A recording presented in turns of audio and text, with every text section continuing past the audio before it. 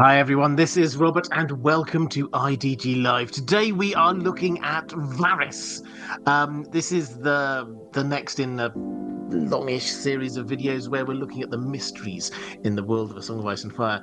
And I think that Varys counts as being a mystery in and of himself. There are so many different, just going through the questions I got for this, there are so many different mysteries attached to him.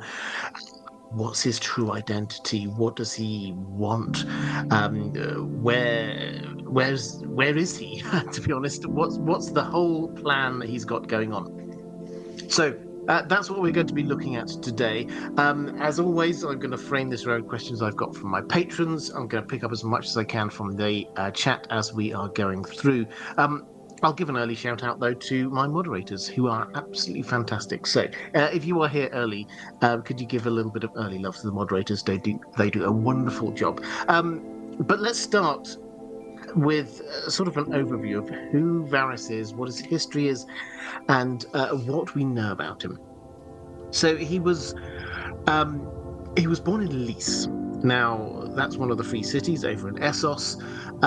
And we get that information from Grand Maester Pycelle, but almost everything else we hear about him from his early days is actually from himself, which has led to a lot of people. I've got some questions on this coming up, but it has led to a lot of people questioning some quite fundamental issues about who he is, what's really going on here. But let's go with what he has said, which we should probably say up front does hang together. If it's a cover story, it's a good cover story. No one's been able to disprove it. It does all fit together. And his story is that he was born in Lys. We don't know exactly when that was, a slave. And he was apprenticed from there into a mummers troupe, a touring mummers troupe, which went around the free cities, even went to King's Landing a couple of times. And when they were one time in the city of Myr, when he was still a young boy, then a sorcerer approached the head of this mummers troupe and offered a large sum of money to buy Varys, basically. And the head of the mummers troupe couldn't really refuse this. This was a lot of money. Varys seemingly was a promising young member of the mummers troupe, but the business is business. So he handed him over to the sorcerer, and then Varys tells this. In fact, I've probably got the quote here from what he says. He says, "One day at Myr, a certain man came to our folly. After the performance, he made an offer for me that my master found too tempting to refuse. I was in terror. I feared the man meant to use me as I had heard men use small boys, but in truth, the only part of me he had need of was my manhood. He gave me a potion that made me powerless to move or speak, yet did nothing to dull my senses. With a long hooked blade, he sliced me, root and stem, chanting all the while. I watched him burn my manly parts on a brazier. The flames turned blue, and I heard a voice answer his call, though I did not understand the words they spoke. The mummers had sailed by the time he was done with me. Once I had served his purpose, the man had no further interest in me, so he put me out. When I asked him what I should do now, he answered that he supposed I should die. To spite him, I resolved to live." So that is his origin story, really. From that point, he was cast out onto the streets of Myr, and he resolves to live. But he is, from then on, a eunuch. And he starts out at the very bottom. He's got literally nothing. He's got no family, he's got no money, he's got nothing. He starts by begging. After begging, then he goes to other ways of earning a little bit of money. Eventually, he heads up into becoming a thief, and he becomes, he says, the best thief in Myr. But eventually, he meets a rival, and the rival pushes him out, and he has to change cities, and he goes off to Pentos. When he's in Pentos, he sets up business once more, but he also falls in with this guy called Illyrio, who was at the time a young bravo, one of the sort of flourishing swords for hire in Bravos. And they set up this little business.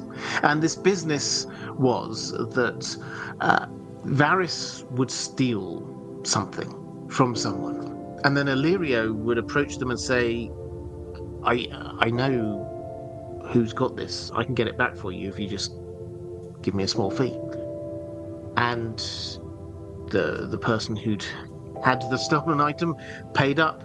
Illyrio got the item back from Varys and then gave it back to the owner. So they carried on this business for quite some time and eventually realized that just things, items, that wasn't where the real money lay. The real money lay in secrets. And so they would start stealing letters, but also information. And they would they started to build up this kind of criminal network across Pentos.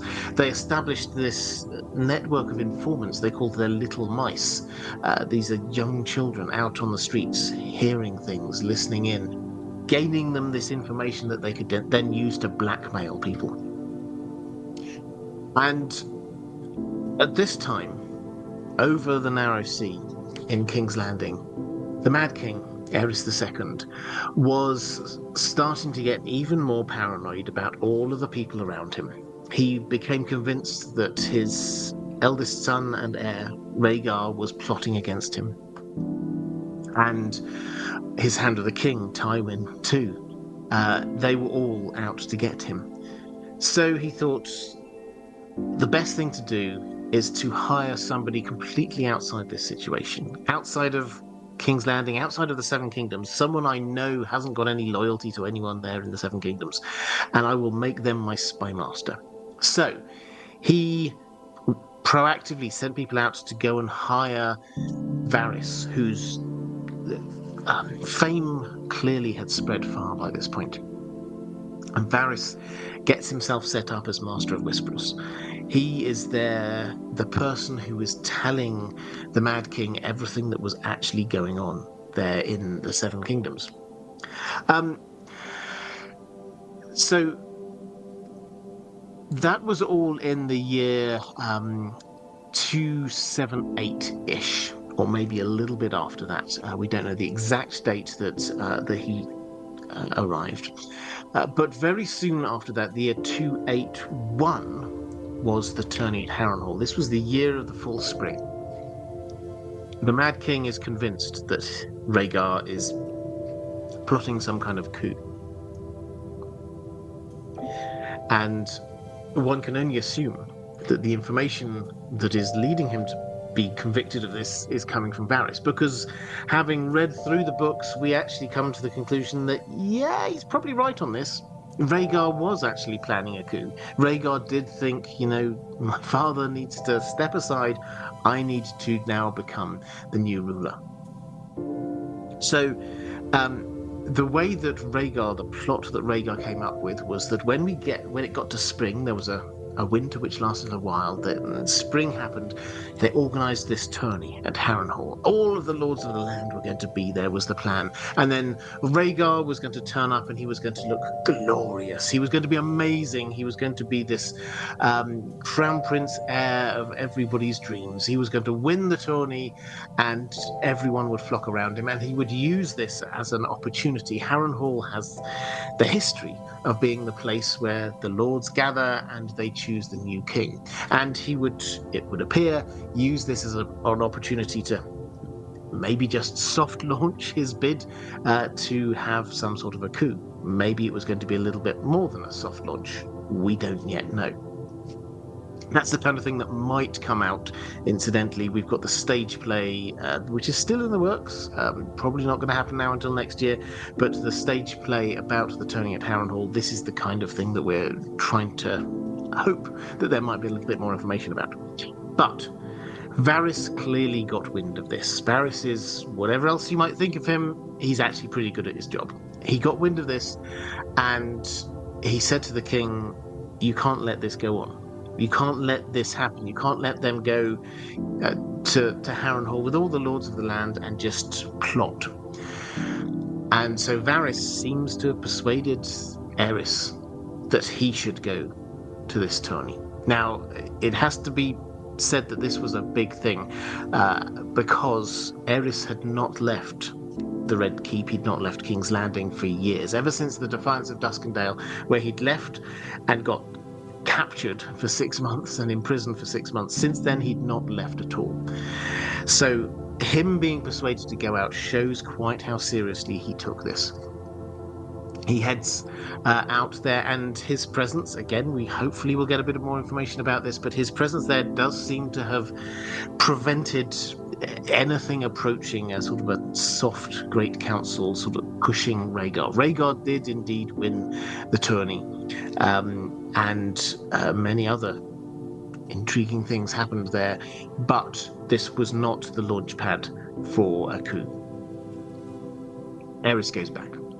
And this was the year of the full spring. The full spring ends and winter comes back once more. And while this new winter has come back, that's the point at which Rhaegar then heads off, gathers Lyanna in whatever way in your imagination that happened. They head off. Then you get Brandon Stark charging down to King's Landing, and Robert's rebellion begins. Now, at this point, there's probably not a lot that Varys could do. The Mad King was in full mad mode. There was nothing that he could really do to stop Aerys from just pushing everything towards war. If you fast forward to the end of the war, what you find, though, is that Varys keeps his position. The new king, Robert Baratheon, comes in, and lots of the old guard have gone, but a few key people keep their places. Sir Barristan keeps his place. That is understandable, perhaps. He is above reproach. This is the great legendary hero, Sir Barristan the Bold.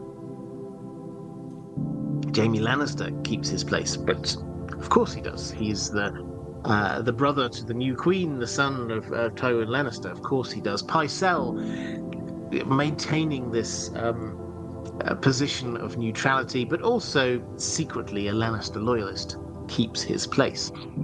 Varys is the one that's a little bit intriguing, though, because Varys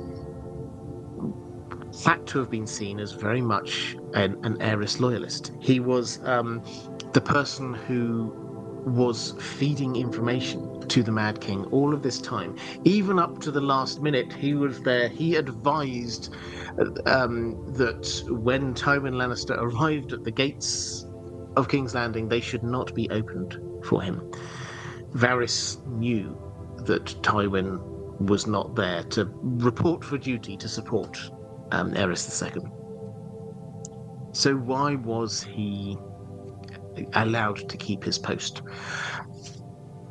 I do not know, because we're not told, but my guess is that we're told that at various points during that war, there was at least one person within Aerys' small council who was feeding information to the other side. The biggest example of this is when Robert Baratheon, right at the beginning of the war, Robert Baratheon, he starts off in the Eyrie. You'll know he was there with Jon Arryn and Ned Stark.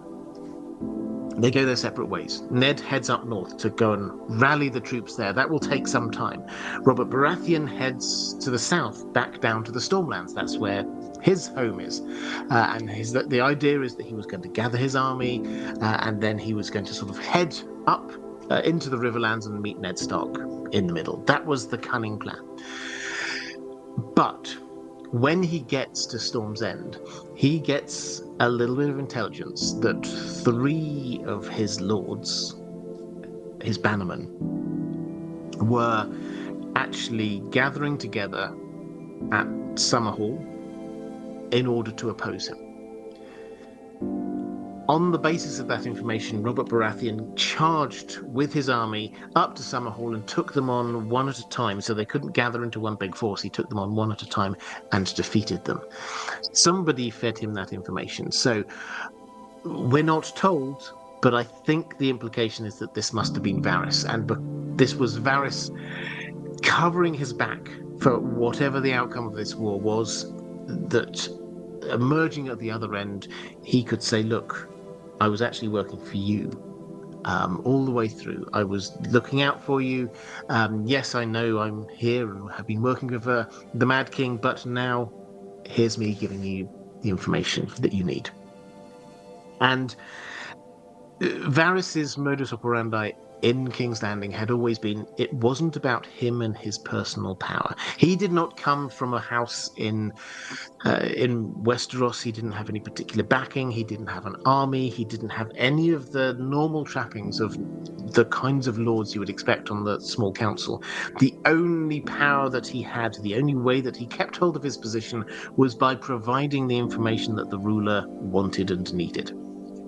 So the working assumption has to be that he provided the information to Robert Baratheon that Robert Baratheon needed, and that's why he kept his post.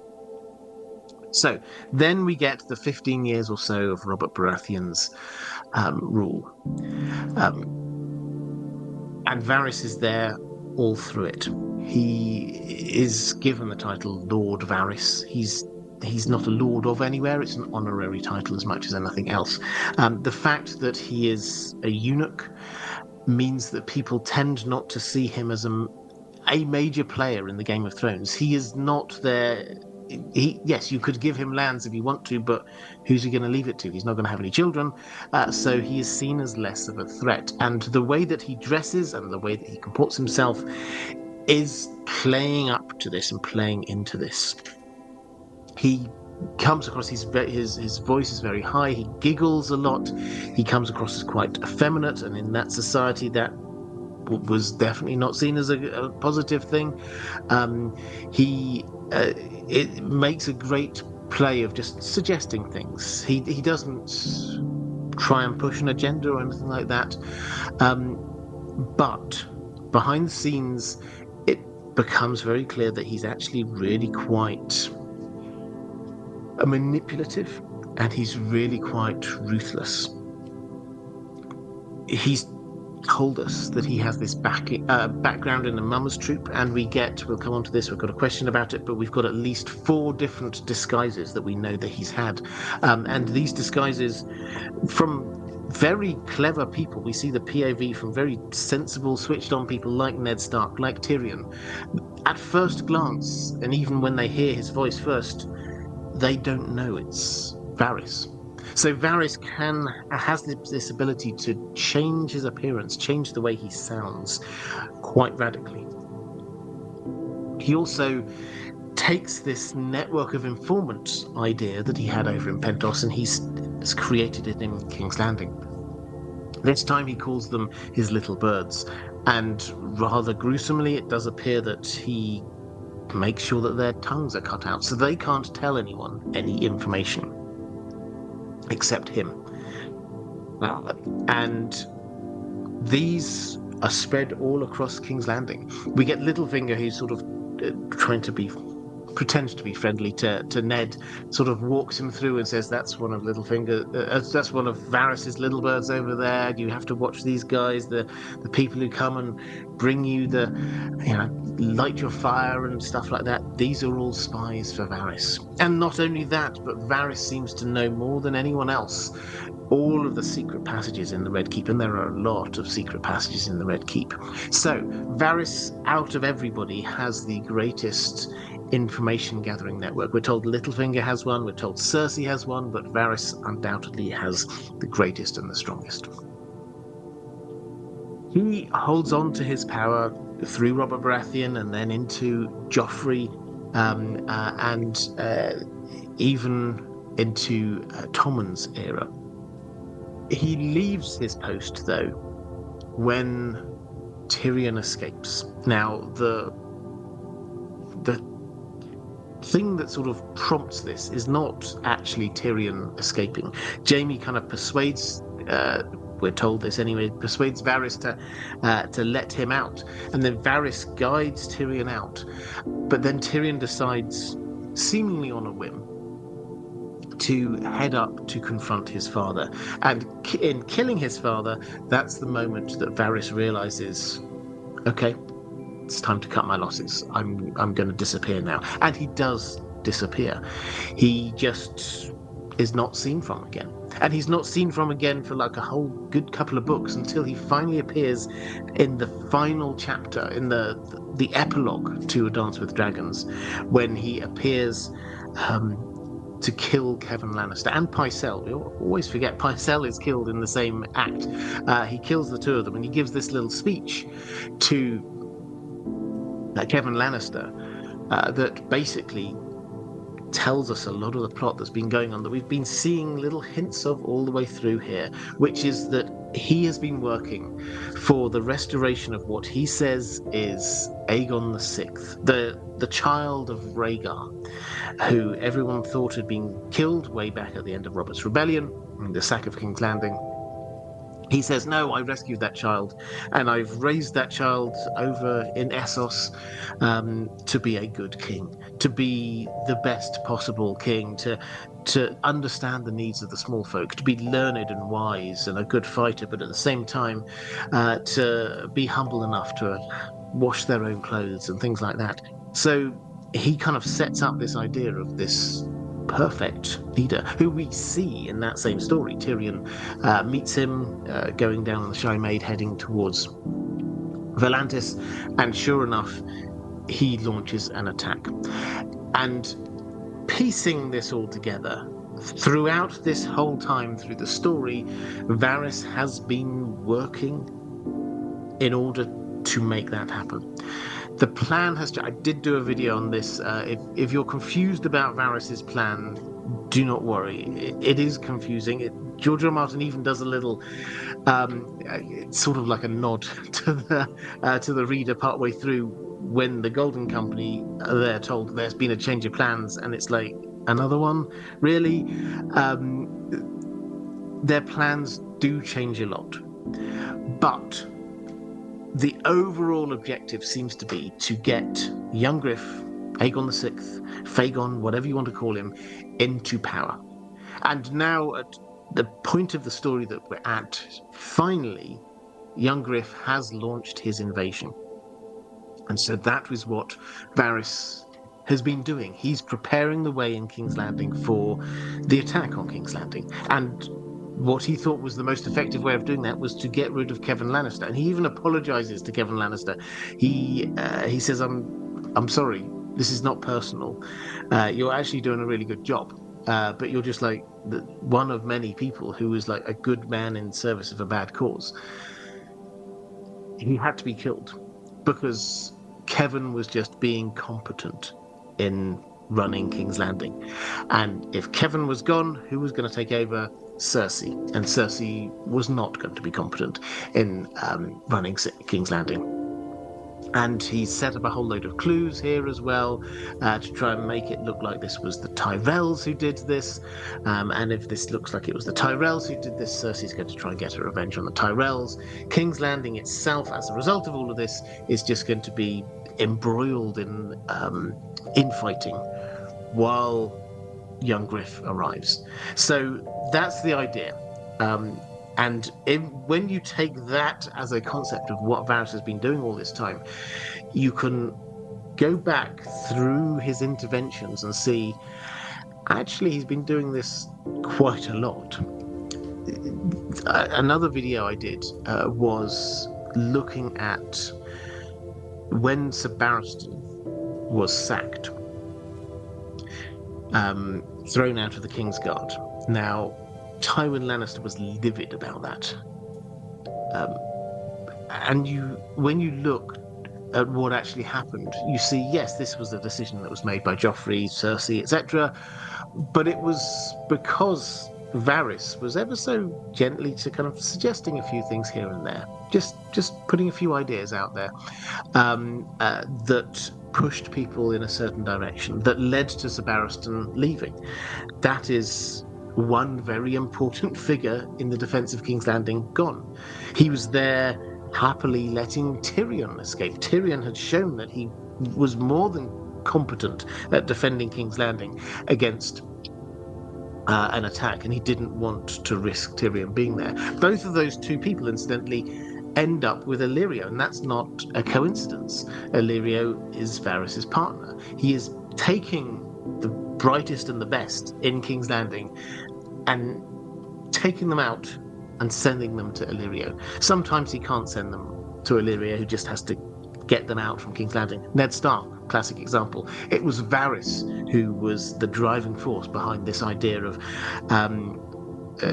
he's been arrested, but can we try and make him go up to join the Night's Watch? Just get him out of King's Landing. That plan didn't work, but the thinking was there. So there you have Varys, and all the way through this, I would encourage you, next time you're reading through the books, just always filter Varys's actions through this idea of how does he think this is going to help young Griff take over King's Landing? Because so much of what he does is just trying to do that.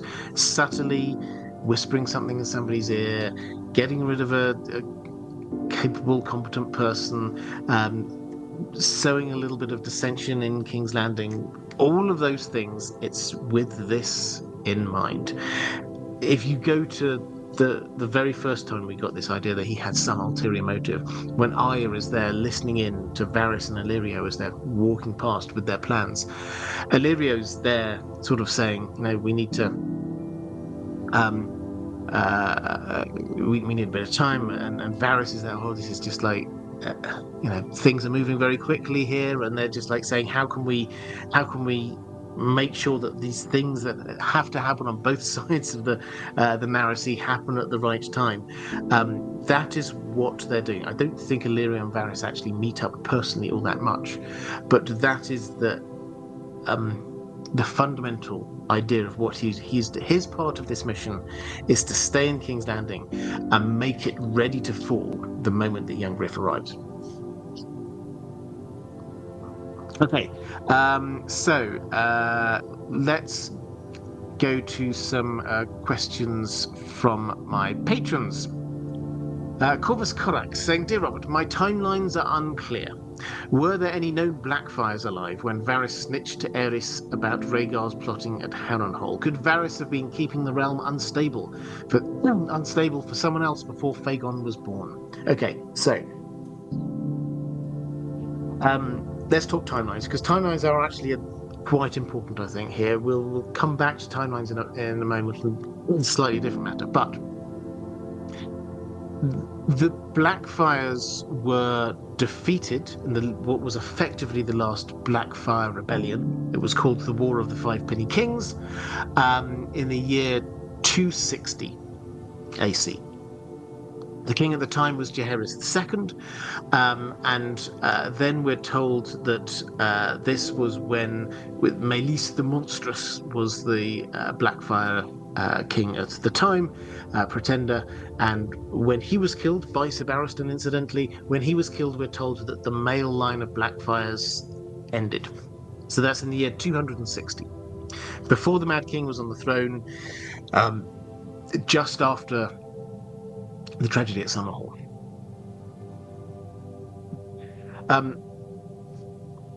Jaehaerys II only lasted a couple of years before Aerys II took over. Varys arrived in King's Landing at some point after the year 278.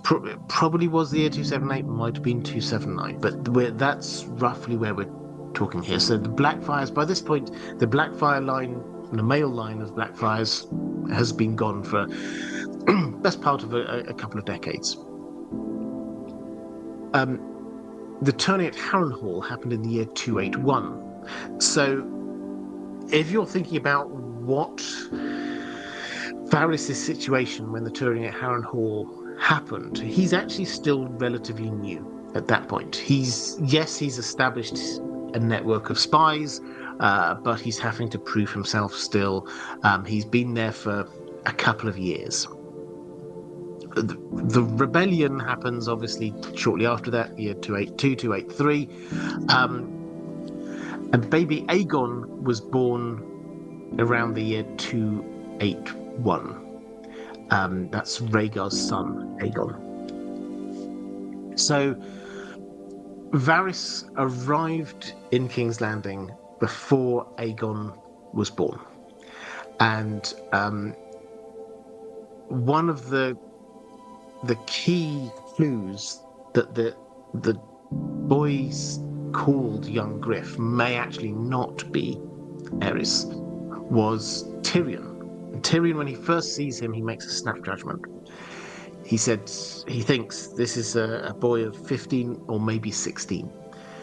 And if that's the case, that means that he was born in something like the year 285. So a few years after Aegon would have had to be born. So, in answer to your question, could Varys have been keeping the realm unstable for someone else before Fagon was born?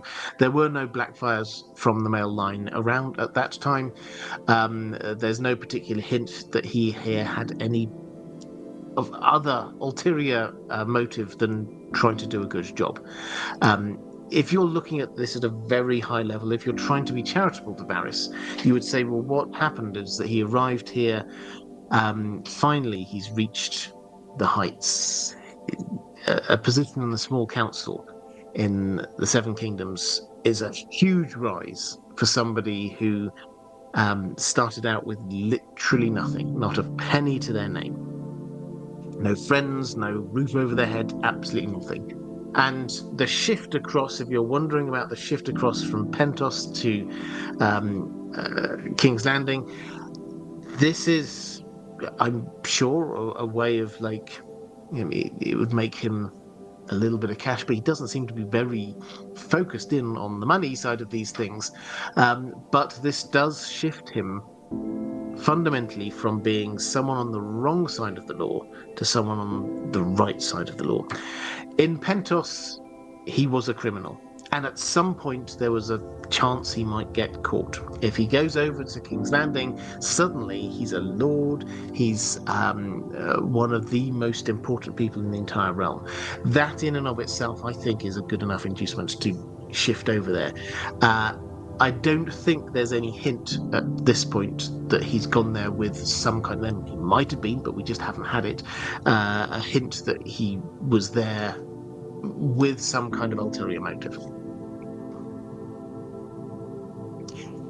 Catherine Fursith saying, "Hi Robert, could you reflect on the general success or failure of Varys' schemes in the complete story of A Song of Ice and Fire?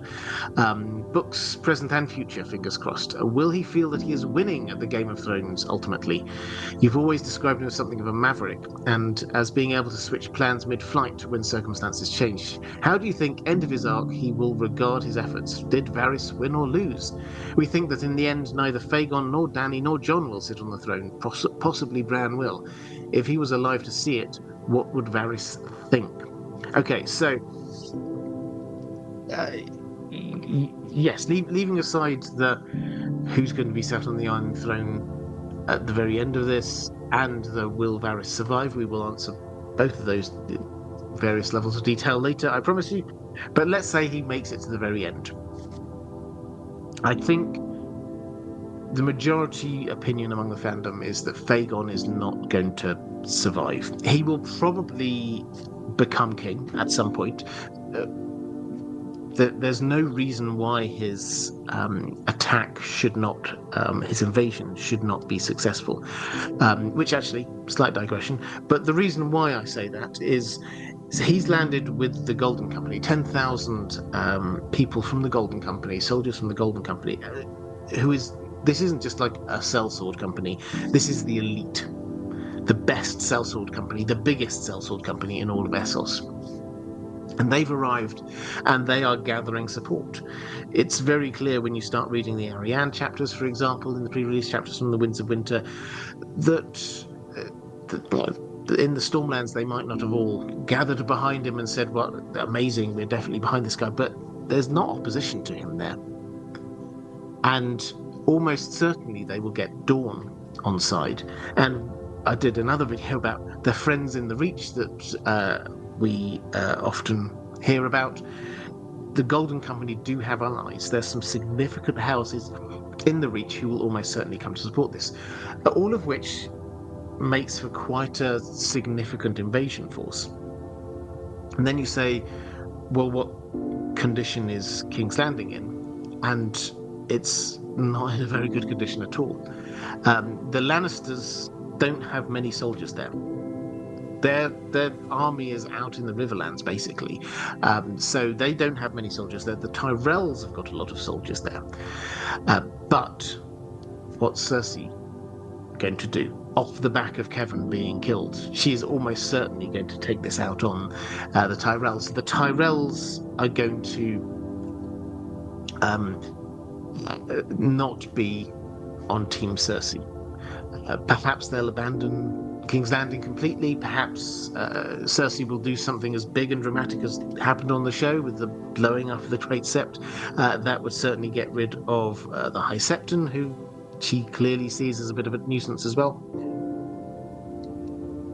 Any which way this goes, Cersei, we see what she's thinking, and she's thinking things which will only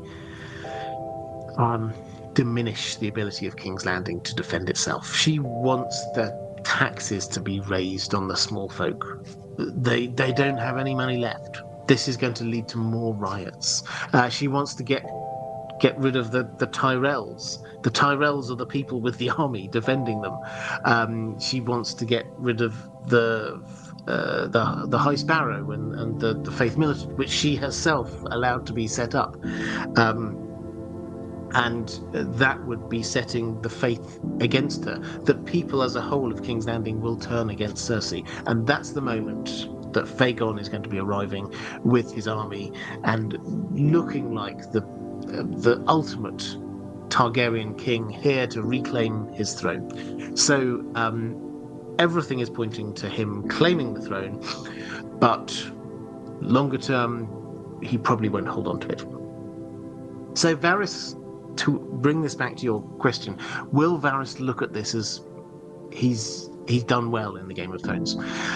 I think thus far, he will probably think he has done quite well.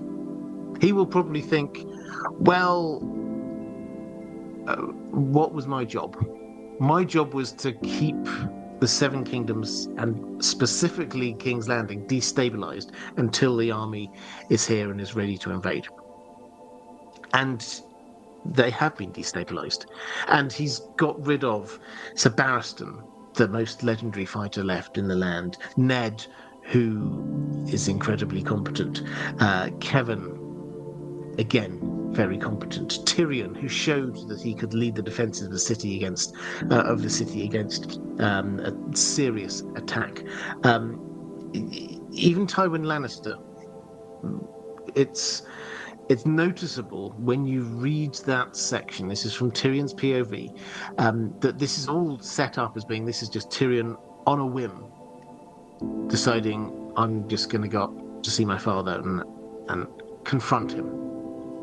And when he's there, Shay is there, that gets him angry, he kills Tywin. And it's presented, because we see all this through his perspective, as being, this is Tyrion just kind of like following his gut instincts and doing what he wants to do. But when you strip it back a little bit, you see Varys, who is there, who clearly will have known that Shay was there. He didn't tell Tyrion that. He left Tyrion to discover that for himself. And when Tyrion says, how do I get to my father's apartments? Varys could have said, we're in a rush here. We've got very little time. We're making a breakout from King's Landing. I've got a ship waiting for you. We haven't got time for you to be going off doing crazy stuff, which would just raise the alarm. We need to go. That's what Varys very probably should have said. But he doesn't. He says, you have to go up the exact number of rungs on the ladder. Then you have to take a left. You have to go past 3 doors. You have to then turn left.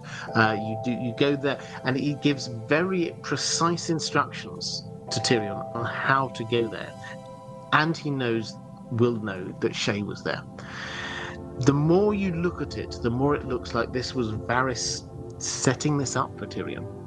I mean, he didn't know what Tyrion would do, but he could probably guess. And this would, in one fell swoop, get rid of Tywin Lannister, who clearly is a competent person and would have been a very dangerous person to be in charge of King's Landing when Fagon was trying to attack it, and Tyrion, who you could then smuggle out, or if Tyrion is foolish enough to get himself caught, will be killed. So in one fell swoop, he could get rid of both of those people. So Varys will look at this and say, so far, I've managed to evade escape. I've kept this place destabilized. I've set this up so it's going to be exactly right for when the invasion happens and King's Landing is ready to fall. So he will think that he's done a good job. What happens next, I think we'll have to wait and see. Personally, although we will come on to this, given how tied in he is actually to the Fagon idea, I think if Fagon goes, he will go too. Let's go to some questions from the chat. John Merkel saying, on a reread, I saw big parallels between Arya's well in the Red Keep and the Night Fort. After some digging in, it made me think of Varys as the thing that comes in the night, among other symbols.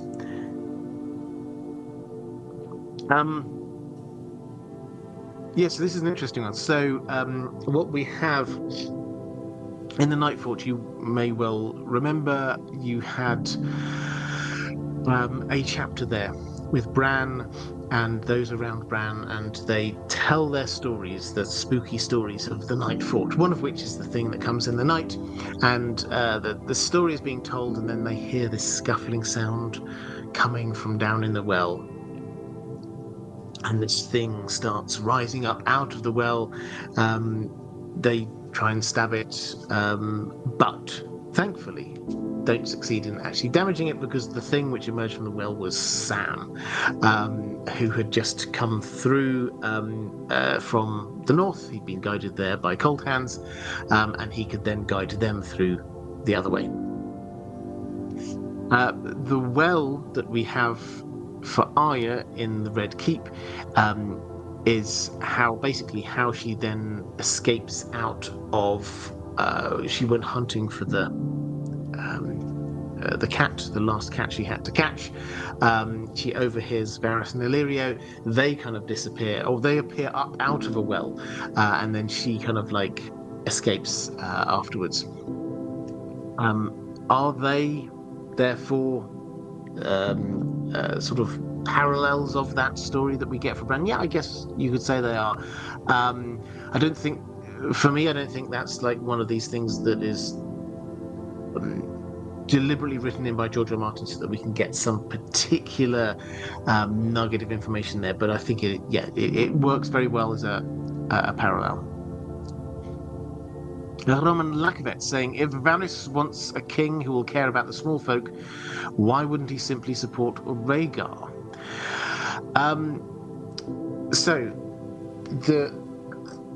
Again, this is if you're being charitable to Varys, and in some ways I try to be, then you say that Rhaegar was only really around for the first 4 years that Varys was there. And during that time, Varys had only just got his job, and actually Rhaegar wasn't in the Red Keep all that much. They'd moved off to Dragonstone, him and Elia. So he'd not had huge amounts of time to spend with Rhaegar. And he was still trying to prove himself at his job, and Rhaegar was very clearly plotting against the king at the time, from Varys' perspective. So we can look back and say, yeah, Rhaegar would have been a better king than Aerys was. Varys won't have known Rhaegar all that well personally, but what he will have seen is a crown prince who was plotting against his own father, who was obsessed with prophecy to the extent that he thought he was the focus of this millennia-old prophecy. And then either kidnapped or eloped with Lyanna Stark, which, there are many other things that happened, but was the cause of a huge rebellion. So Rhaegar during that period probably didn't come across as particularly stable. Let's put it that way. We may look at him and say, and Sir Barristan and various others can say, yeah, he was a good person. Ned clearly thought he was a good person. Varys may well have thought he was a good person, but also he was there on a job supporting the Mad King. So, yes, I think in an ideal world, then maybe he could have said, yeah, that's what I want. So that's the first point. The second point is that personally, I know some people do believe this, but personally, I do not believe that Varys is in and of himself a Blackfire loyalist, or even purely motivated to have a good king, whoever they might be. I think that a huge part of his motivation for getting young Griff onto the throne is because of a personal relationship with Illyrio. It seems most likely to me, I did videos on this if you're interested, feel free to check them out. It seems most likely to me that young Griff actually is secretly Illyrio's son, and this is what Varys is doing for his old friend. He is putting this person onto the throne, and he probably doesn't care about whether they're a Blackfire or not a Blackfire, or truly a Targaryen or not truly a Targaryen. I think he does probably want to have a good king on there, but that's not the driving force for him.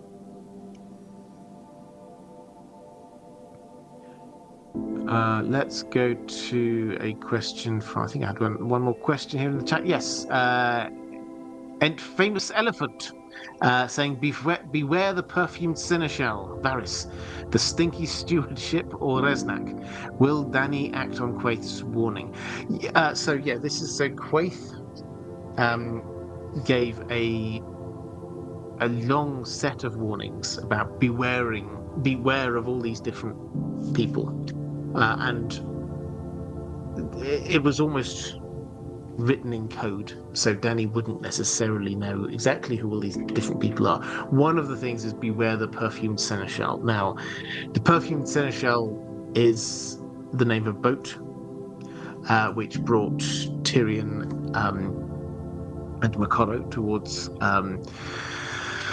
Meereen. So there's that, but also Varys could be very easily the perfumed seneschal. We're told he does wear perfumes, and the seneschal, the courtier, the advisor, he fits that.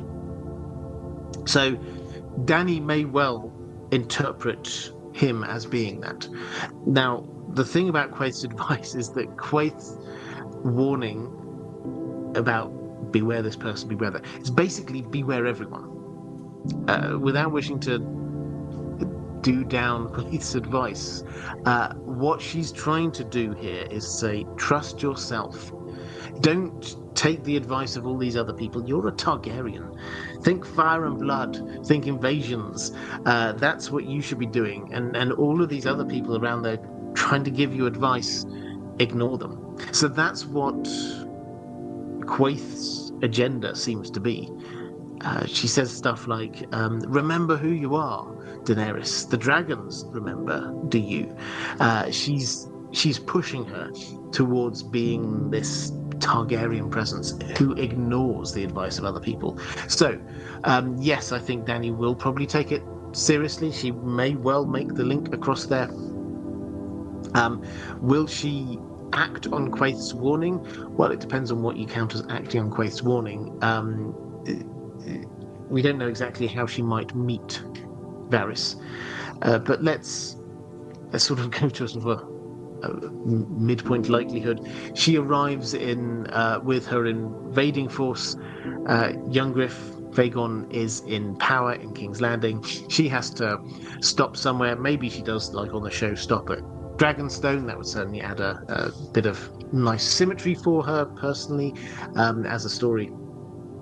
Maybe Varys is the one who comes on behalf of young Griff to be negotiating. Varys will, I'm sure, know that Tyrion is there and will probably think, hey, I got on all right with Tyrion. Maybe that's how they come into contact, at which point, yes, I could certainly see that she would be wary of him, not least because of what Quaid said.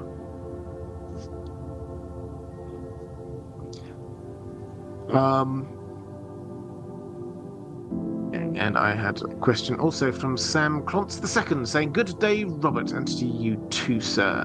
Do you think Varys has Tyrek as one of his little birds? Thanks for the great content while we all enjoy the long night. Long night. So Tyrek Lannister is a relatively minor character, but he generates quite a degree of fascination because he disappears. There's a riot in King's Landing when Marcella gets sent off to Dawn. All of the court goes down to the docks to see her off, and on their way back there's a riot. There's food shortages. These the nobility there. One thing leads to another. There's a riot. Most of the people manage to get back safely. But one of the notable people to go missing is Tyrek Lannister. Now, people have speculated, not just fans, Jamie speculated that perhaps Varys was behind this, or at least knew it might happen, because he was not there. He was one of the very few members of the court who didn't go down into the city. He stayed up in the Red Keep, which feels a little bit suspicious, perhaps. And then Tyrek Lannister, yes, of course, he could have just completely disappeared. If you get a riot, if he gets pulled off of his horse, he's wearing rich clothes, probably some rings and stuff like that, people will have perhaps ripped them from his fingers and beaten him, and then what happens there? Are you really going to leave the body of clearly a very important figure, a Lannister, just lying around where the King's Guard can come in, the Goldcloaks can come in and start questioning people left, right, and centre? Or do you just disappear the body? So that is still the most obvious answer to what might have happened to Tyrek, but it's possible that this was another one of those things that Varys has done to build the case. So Tyrek certainly would have had some inside information. He was the squire. We often talk about Lancel as being the squire Robert Baratheon. Robert Baratheon had two squires. The other was Tyrek. And so he will have known about the getting him drunk so that he could die at the hands of a boar. I was going to... boars don't have hands, but you know what I mean. So there's that, but also if you want a Lannister who you can then later put forward as your candidate for Casterly Rock, then yeah, Tyrek's a pretty good one. So lots of people have speculated maybe that's what's going on with that. Is Tyrek now one of his little birds? I personally don't think so. He might have been captured and is being held somewhere, but I don't think he's being used as one of the little birds who is basically the spy network. Okay, I think that's been caught up in the chat.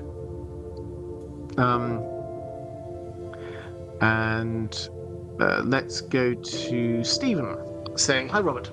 Sorry, excuse me. Sorry if this has been asked many times before, do not worry about that. But what was Varys' original plan for Viserys, Dany, and the Dothraki? If his long-term goal was to put Fagon on the throne, was he always planning that Dany would marry Fagon, or that the Dothraki would support him, or was he just keeping his options open? Was he also just hedging his bets when Robert ordered Dany's assassination? Right, so I'll do the first half of that question first, which is what was the original plan? And the original plan was that Viserys or Dany would be basically sold off to the Dothraki in exchange for Khal Drogo and his Dothraki horde going with Viserys over to the Seven Kingdoms so that Viserys could claim the throne. Now, we know that the plan wasn't for Viserys to claim the throne, but for Fagon too. And I don't personally see this as being a big stumbling block. I know some people go, well, hang on, how if you got Varys there at the head of this army, the people would not like the Dothraki being there. The people of Westeros, the Dothraki are not good conquerors. They don't go there, free villages, and say, now you go and farm until your land at peace. They will destroy villages. They will do horrific things to the people there, and then they will move on. So whoever is at the head of that army is not actually going to be in a very good place to rule long term. They might be in a good place to capture the throne, because the Dothraki are fearsome, but probably not in the best place to rule long term. Added to which, at this point, let's not forget, if young Griff was about 15, as Tyrion thinks, when he sees him, at that point in the story, he's maybe 13. So probably they would have thought of that as being still a little bit too young to be heading up an invasion. So the invasion would have happened, and then after that's happened, and people, let's not forget, they knew what Viserys was like. Viserys would combust or something. The people would turn on him, and who would come in to the breach? Actually, here's another Targaryen, and this one seems like a really good guy. And if you look at it one way, actually he's probably ahead of the line in the line of succession, so he should probably be king anyway. That seems to have been the plan. Dany, at this point, was the idea that she would marry Fagon, possibly. But obviously not in the short term, because in the short term she was married off to Khal Drogo. The impression that we get from Illyrio in particular is that they saw Dany at this point as being useful, but not a key part of the plan. Useful in as much as that she could get them the Dothraki horde by being married off. It caught everyone by surprise when she suddenly turns up with dragons. They thought she'd just gone. They'd written her off. They said, that's it, she's now out of the equation. And then she suddenly turns up with dragons. It's like, wow, okay, this changes lots. So the upfront plan to be marrying her to young Griff developed over time. But perhaps they'd wanted them to marry. The second part of the question about Robert ordering Dany's assassination.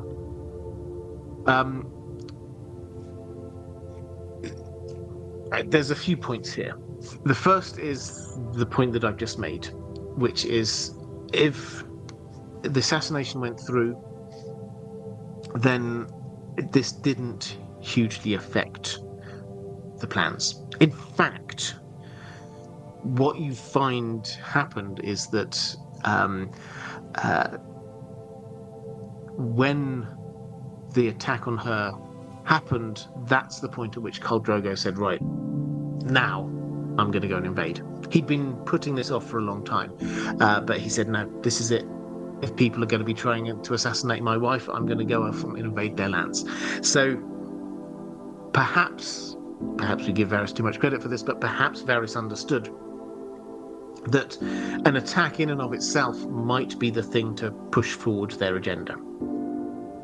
But the second, and I think quite crucial point here, is that Varys played both sides. He hired, or didn't so much hire as he put the word out for people to assassinate Dany. And so you get that wine seller who's ka-ching, he sees all the money possible and has a go at assassinating her. But as well as that, he also, Jorah was in his employ, he also sent a message to Jorah to say, somebody's going to try and assassinate Dany, can you stop them? So Varys was playing both sides in this. It's notable, I think, that even though they discussed it in the small council, he didn't hire a professional assassin. Certainly not the Faceless Men. No one that they thought, well, they'll probably be successful. If you hired the Faceless Men to kill Dany, Dany would be dead. But they didn't. Varys just said, here's a reward for anyone who kills her. And so any rando person could have a go. So, yes, he was hedging his bets, but I think that he saw this as a way of pushing their agenda forward. And if worst comes to the worst, and Dany is killed, she's not a central part in the plan. So that's... he was playing every single side of that, and I think he would have seen it as, whatever happens, I win out of this. John Merkel, the spider knows all. Do you believe this includes Jon's parentage, regardless of which theory is right? So this is an interesting one, because we obviously don't have a POV from his perspective. And there's never been a moment when he's been sort of in a position where that could come up. Jon Snow, to people in King's Landing, Jon Snow is, he's an interesting side story. This bastard of Ned Stark is an interesting story we've got going on there. The fact that he then went to the Night's Watch and he became Lord Commander again, notable. But his backstory isn't something people talk about. They don't really care about that. So, might Varys have known? It's not impossible, but we've no evidence that he does. I think it's probably about as far as we can go on this one. The fact is that lots of people knew, if not about Jon himself, but about the Tower of Joy. So Varys almost certainly will have known about the Tower of Joy. If you think about it, we set this up as this great mystery. Where is the Tower of Joy? They're hiding away. This is not a secret place. This was a watchtower on the main thoroughfare between Dorne and the rest of the Seven Kingdoms. The Dornish knew that's where Rhaegar was. The House Fowler are a house they're devoted to monitoring what happens in the Prince's Pass, and they will definitely have been aware of the fact that two members of the Kingsguard and the heir to the throne just wandered into one of their towers in the middle of a civil war. They will definitely have been aware of what was going on. It's notable that when Sir Gerald Hightower goes to find Rhaegar, he doesn't seem to have any problem in knowing where to go. Somebody would have told him where to go. This wasn't a huge mystery. Similarly, Ned, there's a number of theories as to how Ned knew where to go, but he definitely did know where to go. He went directly there. So this wasn't a huge mystery. The question of who Jon Snow is, I imagine that a lot of people will have, in passing, wondered.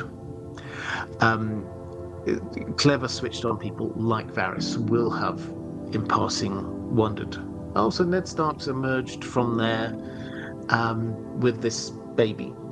But that happened, and I think this is really important sort of context. That happened at a time when everyone was thinking about other stuff. Varys was there. He would have been fighting for his political career. He could have been sentenced to death by the king at this moment in time. And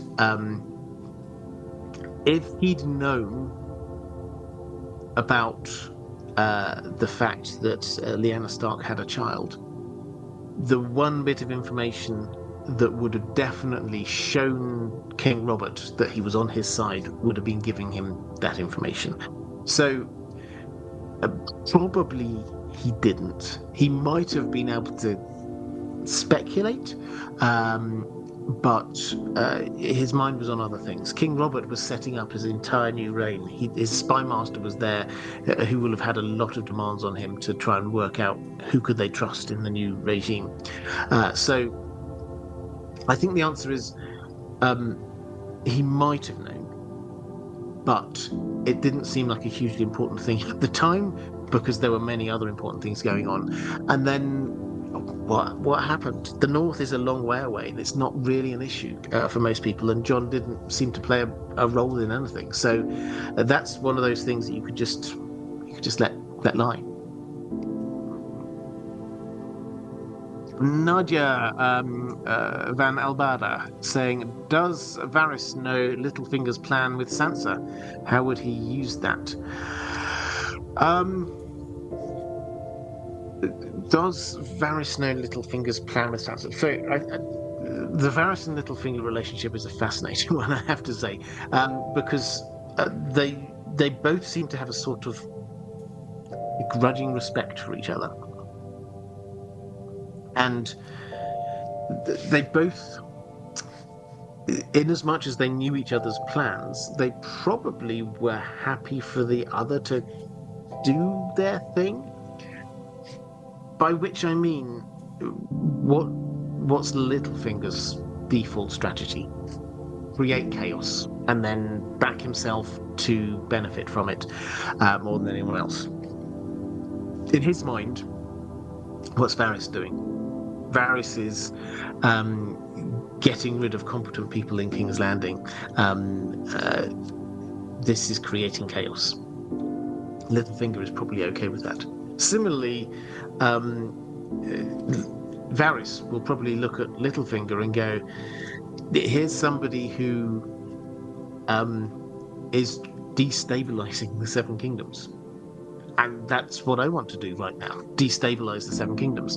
So probably they probably never talked about it, but they probably had this kind of shared understanding that the other person was actually helping them out, not because they wanted to help each other out, but what they were doing was helping their own agenda.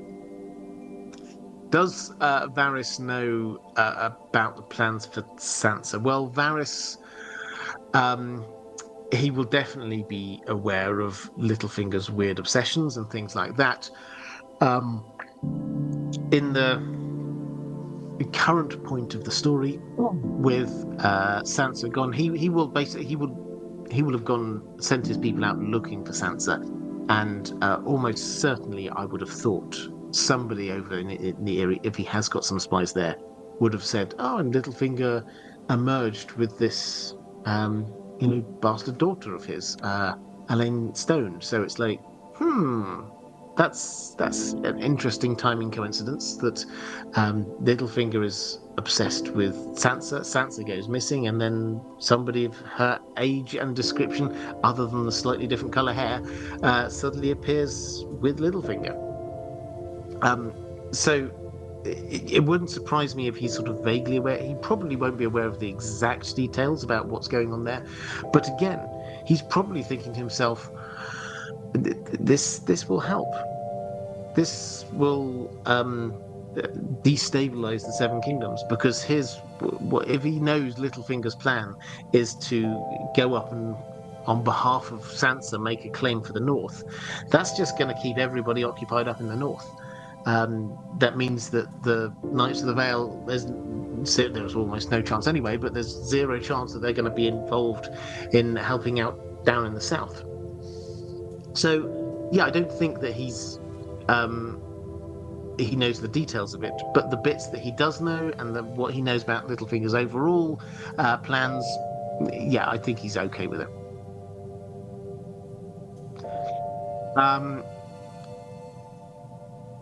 Orion's Orcas saying, "Hi Robert, hope you're well. I don't like or trust Varys."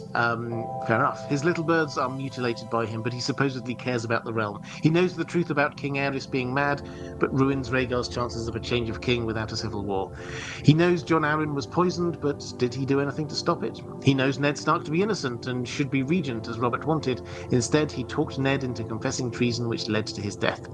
These three men, better men, all died with Varys' help, influence, and silence. Is he just like Littlefinger? Only his chaos is leading to one goal, Fagon on the Iron Throne. Also, what do you think of those windowless rooms of his? Is there a lower chamber no one knows about? Throwing out Modlove.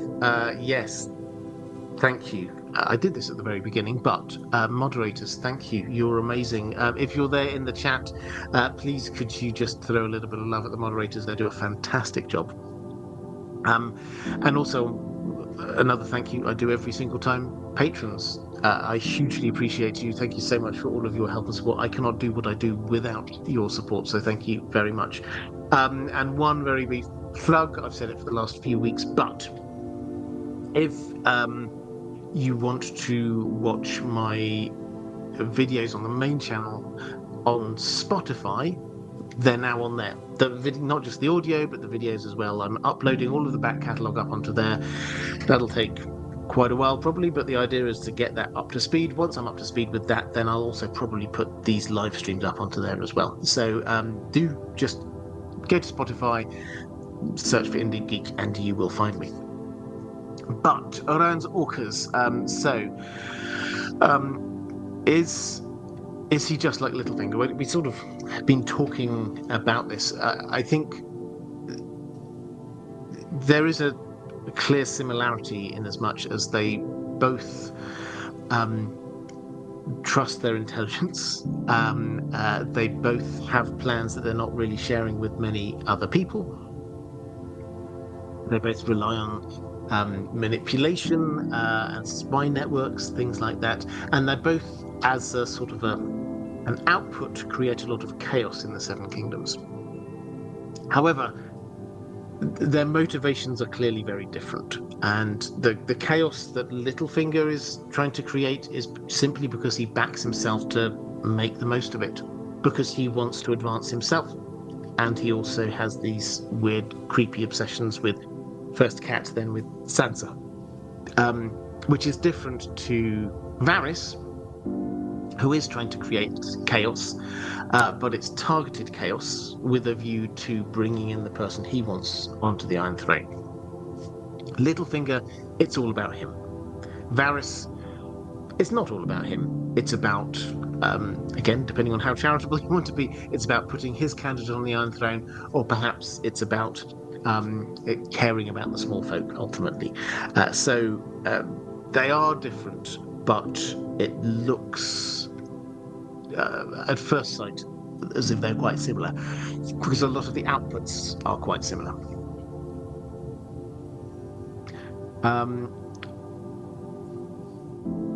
And then, you also asked about the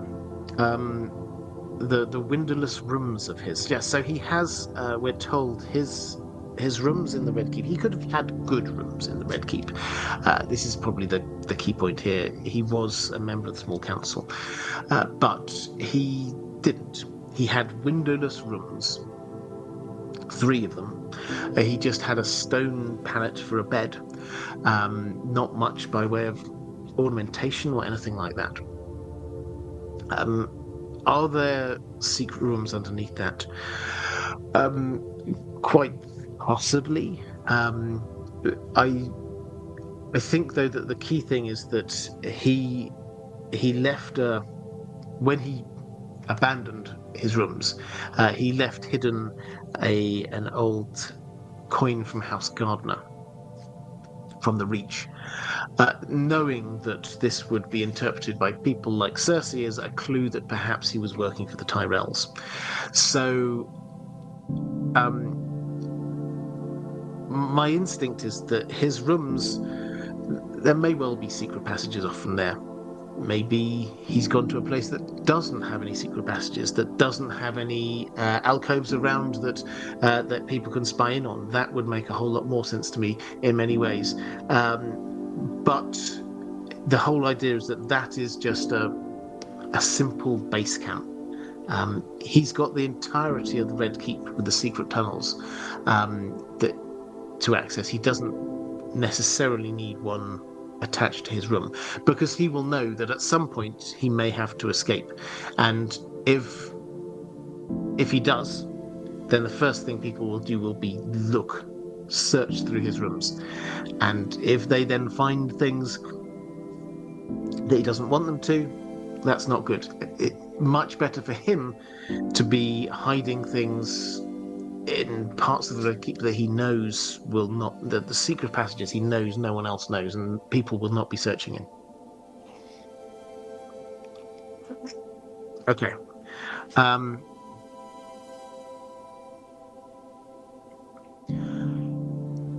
Mara Lee. Hi, Robert and Dan, the best and handsomest dog. I'm very curious how Varys got involved with Fagon and what his ultimate hope for the Seven Kingdoms is. What will be his ultimate role that he will play in both the short term and the long term? He's a very interesting character. I'm curious about what will ultimately happen to him by the end of the 2 books. What will his legacy end up being when all is said and done, when we look at the man's life and work? What do you think? I've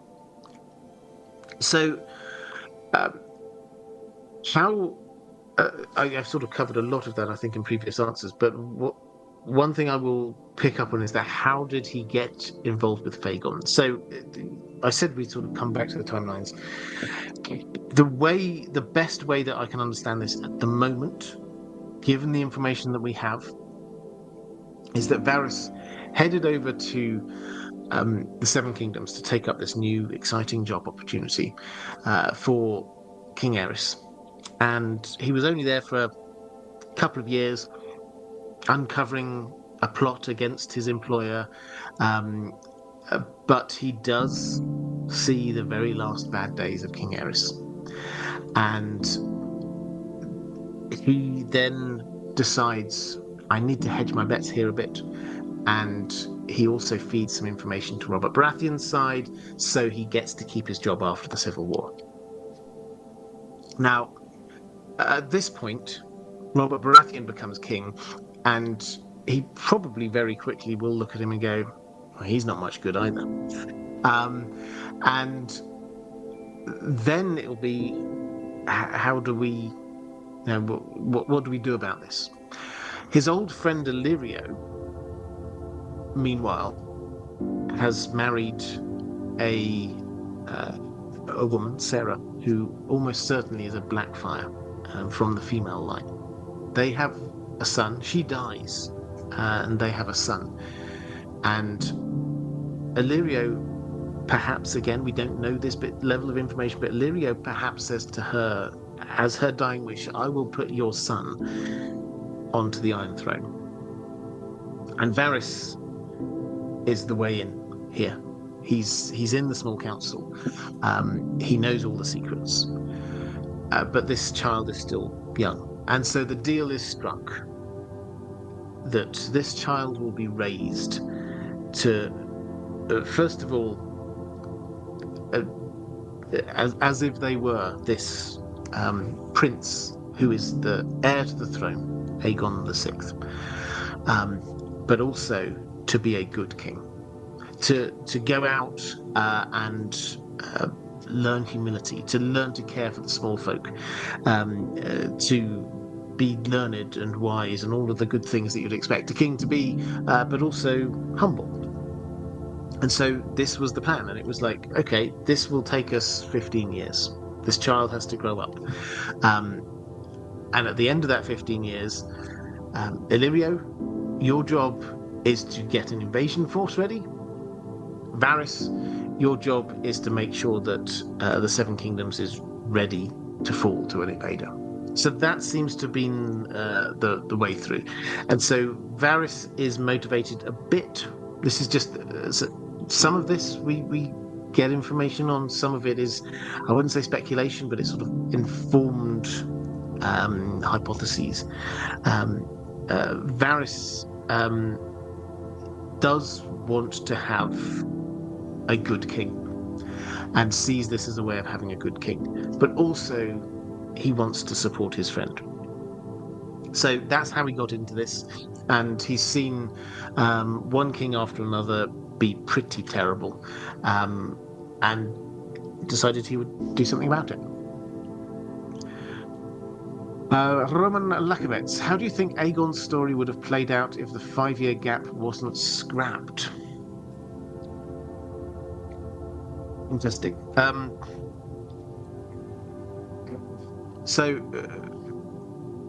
did a video, which I think has just come out, about the 5-year time gap, if you're interested in that. But basically, George R. R. Martin originally planned for there to be after A Storm of Swords, a 5-year gap.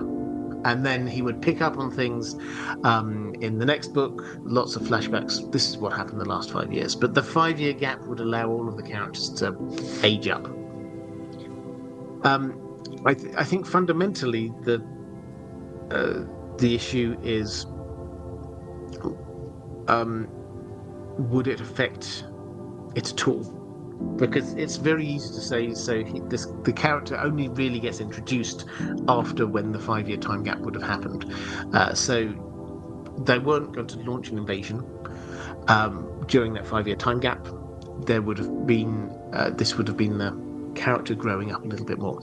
The bit that I find interesting is that I often, when talking about this, say you could see how George R. R. Martin was planning this. All of the main characters are being pushed into these places where they can stop for 5 years and just learn and grow and have little training montages. Arya's there with the Faceless Men, and Bran's there with Bloodraven, and Jon's just been appointed Lord Commander of the Night's Watch. Sam's about to go down to Old Town, and you can see all of these people. They've gone to places, and they could conceivably stay there for 5 years. What about Tyrion? This is the bit I haven't discovered in sort of researching this. Maybe somebody has, and I just haven't seen it. But Tyrion, where we left him off, he just killed his father, and he headed off on the boat to Illyrio. Where was George R. R. Martin going to leave him for that 5 years? Was he just going to leave him drowning his sorrows in the Free Cities? Was he going to get him meeting up with Fagon early on? Or was the meeting with Fagon going to happen after the 5 years? Because that's quite a crucial difference for Tyrion's story arc. Whether here's this guy who claims to be Aegon VI, who he's known for 5 years now, and has a good idea whether he's a good person or a bad person, or he's only just met him. That's the bit that really intrigues me, is that what would have happened to Tyrion there, through whose eyes we are introduced to young Griff. But in answer to the broad question, what would have happened to his story, I think he would have just grown for those 5 years, and he wouldn't have been introduced until afterwards. Karlitsky saying 5 years of drinking. Yeah, I mean, for Tyrion, it may well be that that's what it is. 5 years of drinking in the Free Cities. Michelle Raimo saying, "Hi Robert, I hope all is well with you and Dan." It is, thank you. My first question is Varys a mermaid? I jest. This was, for those who don't know, this is a tinfoil hat theory, which has done the rounds many times.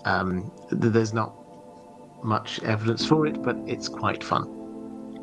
My question is around your thoughts on Varys's monologue to Kevin in A Dance with Dragons epilogue. I'm of the belief that Varys may be telling the truth about Fagon, because what does he gain from lying to a dying man? I always go back and forth on it, if Fagon is real or a Blackfire, and I just keep coming back around to Kevin's death. And George loves writing the heart being in conflict with itself. What do you think? Is Varys telling Kevin the truth? So let's actually we can quickly go to that. This might be able to just quickly read a very little bit. Varys is talking. So he shoots Kevin, and then he sort of explains it. He says, I thought the crossbow fitting. Your niece will think the Tyrells had you murdered, mayhaps with the connivance of the imp. The Tyrells will suspect her. Someone somewhere will find a way to blame the Dornishman. Doubt, division, and mistrust will eat the very ground beneath your boy king, whilst Aegon raises his banner above Storm's End, and the lords of the realm gather round him. Aegon? For a moment Mrs. Kevin, did not understand. Then he remembered, a babe swaddled in a crimson cloak, the cloth stained with his blood and brains. Dead? He's dead? No. The eunuch's voice seemed deeper. He is here. Aegon has been shaped for rule since before he could walk. And then he sort of goes off and says how amazing he is for a little while. And the argument here is, I think it's quite a persuasive one, is that this is Varys talking to Kevin, who he's shot, and will very soon put out of his misery. And he's quite chatty, Varys, it has to be said. He sort of apologizes to him, saying, it's nothing personal. You were just being very good and competent at your job, and I couldn't allow that. But he then goes off and talks about Aegon for a while.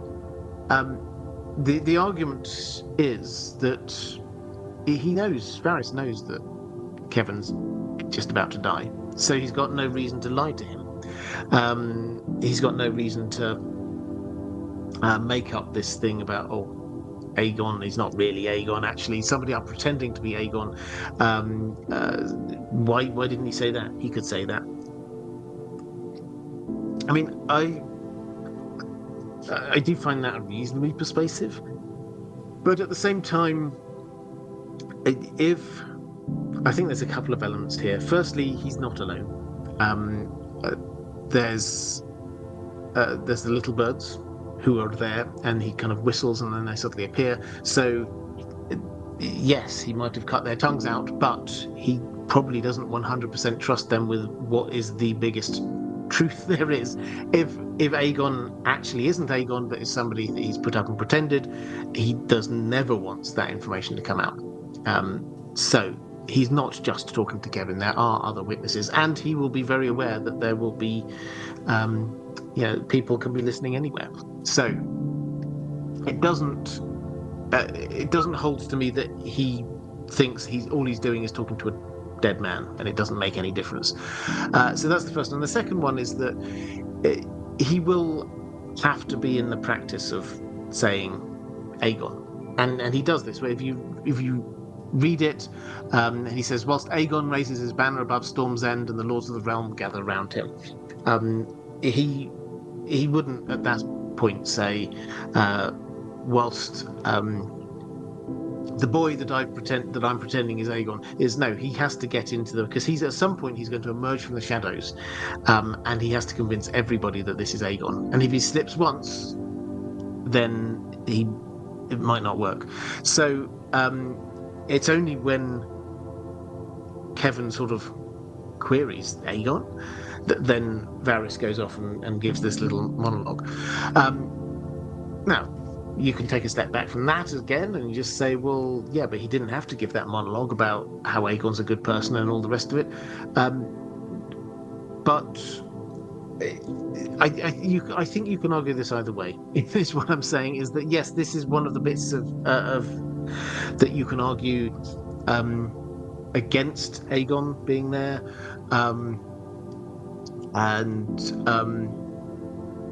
but also I don't think it's drop dead 100% evidence, because it's not just talking to a dead man. There are other people around.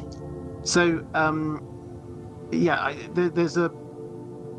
It's one of those things that if I'm kind of like stumbling over my answer here, the reason is that I haven't got a clear comeback against this other than the fact that this is not just him talking to a dead man. Um, but yes, if he's going to tell the truth anywhere, it would be there. He just doesn't. I don't think he owes. I don't think he would feel he owes Kevin the truth. So I don't think he would feel that he has to give him anything more than the line that he's giving everyone at that time. Nadia Van Albara saying, if Varys has spies at the wall too, what will knowledge about the others do with his plans for Fagon? Yeah, good question. So Varys has spies everywhere. He will be aware of like the rumors about what's going on at the wall, but at the moment I think you have to remember this is still kind of second or third hand stuff by the time it's got down to Varys, and if he is right that he hates magic and loathes it, then this is magic-y stuff and he probably won't want anything to do with it.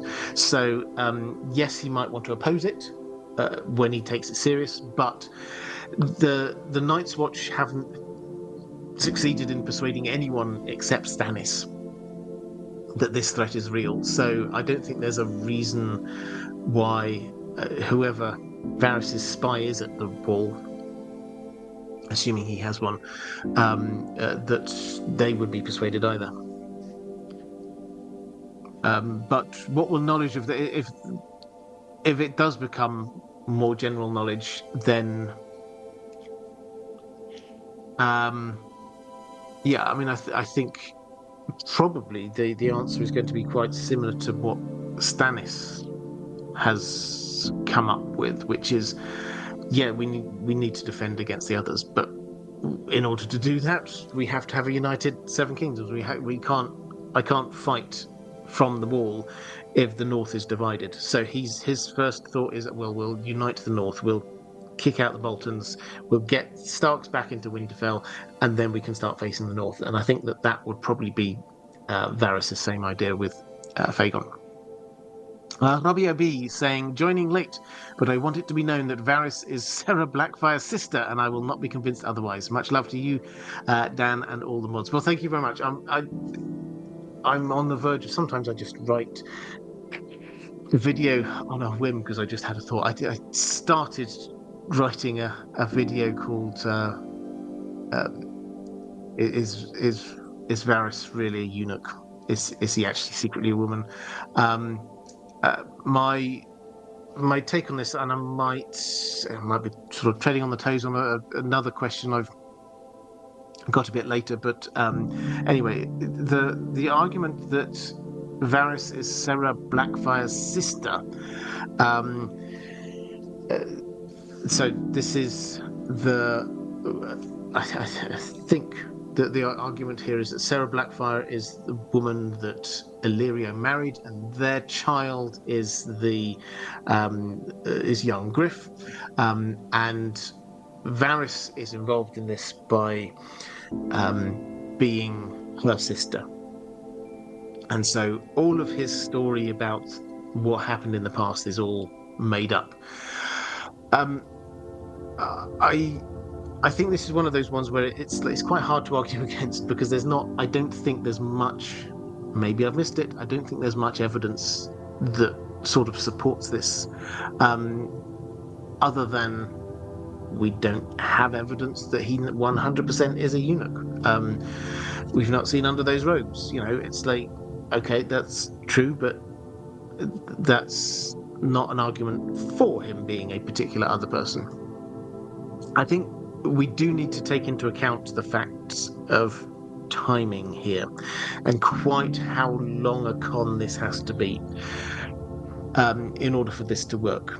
So if he isn't who he says he is, then he has been acting in character now for the full 15 odd years of Robert's rule.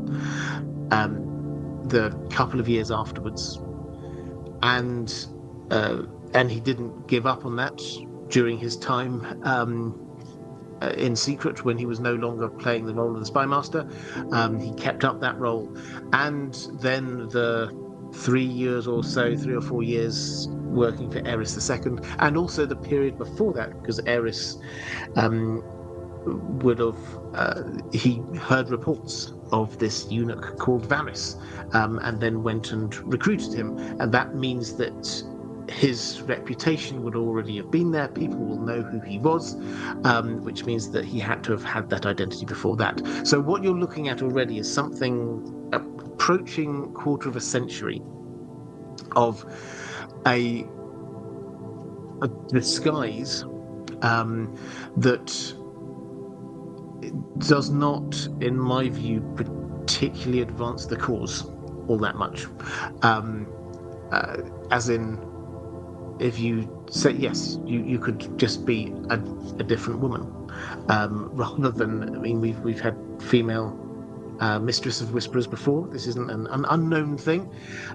So why you have to then say, okay, well, actually, I will dress up as a eunuch, and then every day for a quarter of a century I shall shave my head and all of the other things that, in order to keep the disguise going.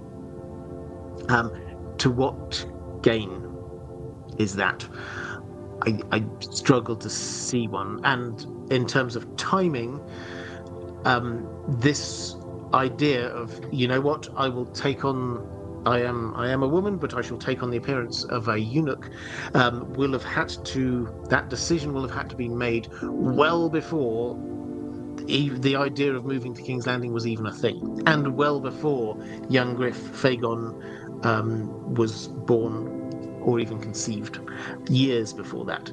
So for me, the timing doesn't quite stack up. I understand, given quite how mysterious Varys is, why there's a desire for him to be secretly someone else, but this would have to be such a long con, and it would have had to have been conceived many years before the whole point of the con came into fruition. Martin S saying, hi there, Martin. Evening, Robert. YouTuber Men of the West made a Jaime Lannister versus Aragorn who would win in a fight video a couple of days ago. You can probably guess roughly what he thought. Well, I'm going to assume it was the same. I did one of those a while ago. I'm going to assume that he said the same thing as me.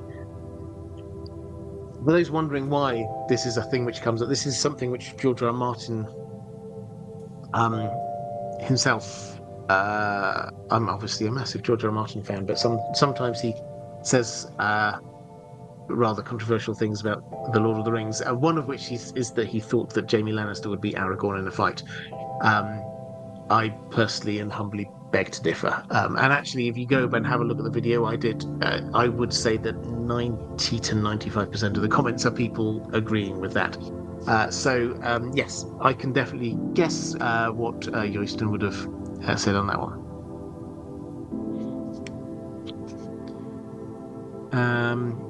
Neon Knight, thank you very much for the super chat. I didn't see a question attached to that, but thank you very much. Great Khan, very generous, thank you very much, saying, hi Robert and Dan the dog. A digression, if I may, since I have no other time to ask. Regarding the pink letter in your live stream, this was a few weeks ago, you discussed the motivations of the letter's author. So to suggest someone wanting to spur Jon into marching on Winterfell to, and this is carried on in another, very generous, thank you very much, carried on in another chat saying, to assist Stannis. I put it to you that whoever wrote the pink letter wanted or hoped Jon to die instead. What other outcome could one possibly expect from the Lord Commander abandoning the Night's Watch to fight in family politics? Possibly even, and I'm assuming there's another one coming there, but I will just pick up on the substance of that bit. the motivation of the letter writer in the pink letter. So, the pink letter, the clear motivation was to push Jon Snow, to get him angry and to push him to go to Winterfell, rather than what he was doing before. Whether the letter writers knew what his plan was before, which was to go up to Hardhome, but to go to Winterfell instead. Now, the question, and you saw this is part 3 of this, you say possibly dragging a host of brothers with him, other than death, especially one as heretical as Jon had already been. Thoughts? Scratches for Dan, plus mod love, absolutely. So, is the motivation for this to get Jon killed by the Night's Watch? I can certainly understand the argument here, because that is what happened. But I think you would have to know a lot about the situation of what was going on in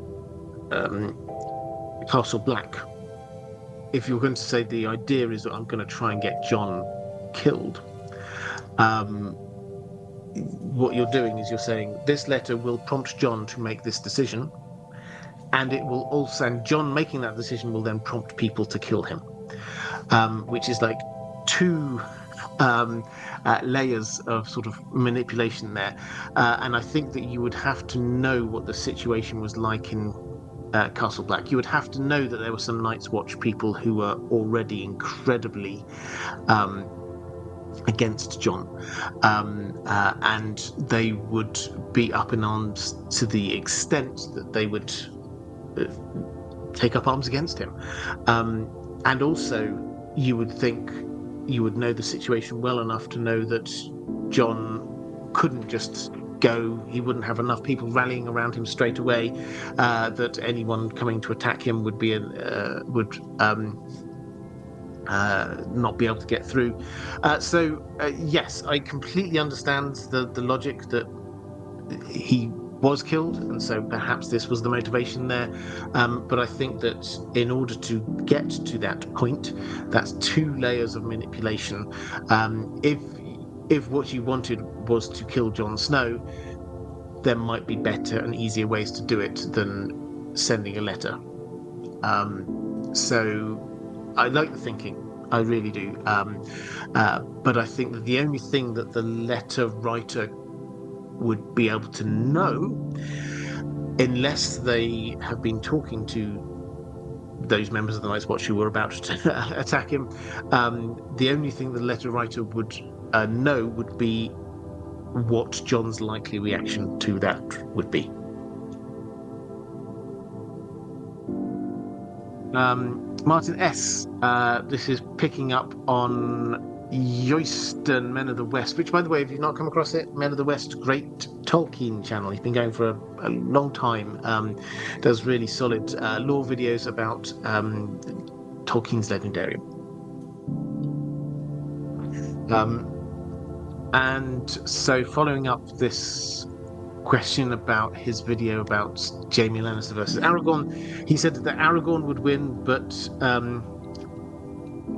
he's still, I think there's a typo there, that Jaime would win option, asking AI for arguments in that direction, but countered them. He also admitted the AI said Aragorn if asked directly. Okay, so he's steel manned that Jaime would win option, asking AI for arguments in that direction. Okay, yes. Yeah, so I mean, I think that the George R. R. Martin's argument for why Jaime would win was that Jaime would be wearing armor, and armor is really often undervalued by us in terms of how useful it is in warfare. To which my response is, but Aragorn can wear armor too. So I don't see that as the big thing.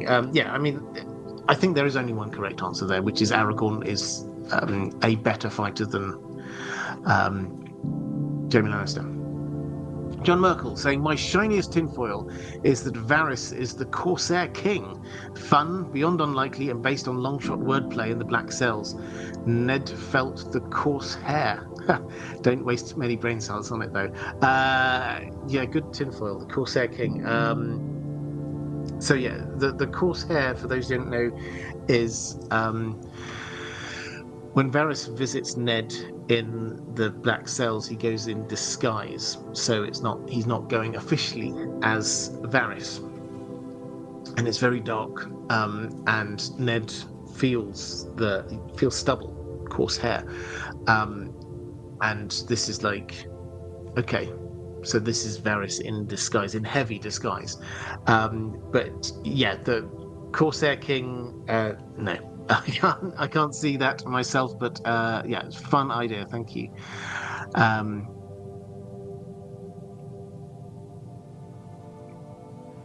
Let's go to Taylor Jones saying, hi, Robert.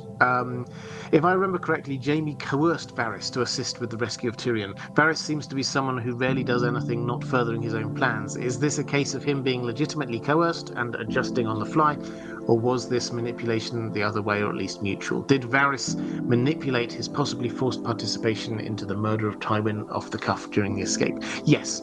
I mean, I sort of covered this a little bit earlier on in answering a question from the chat. But my general take is that Varys saw this as a win-win-win. He could get Tyrion out.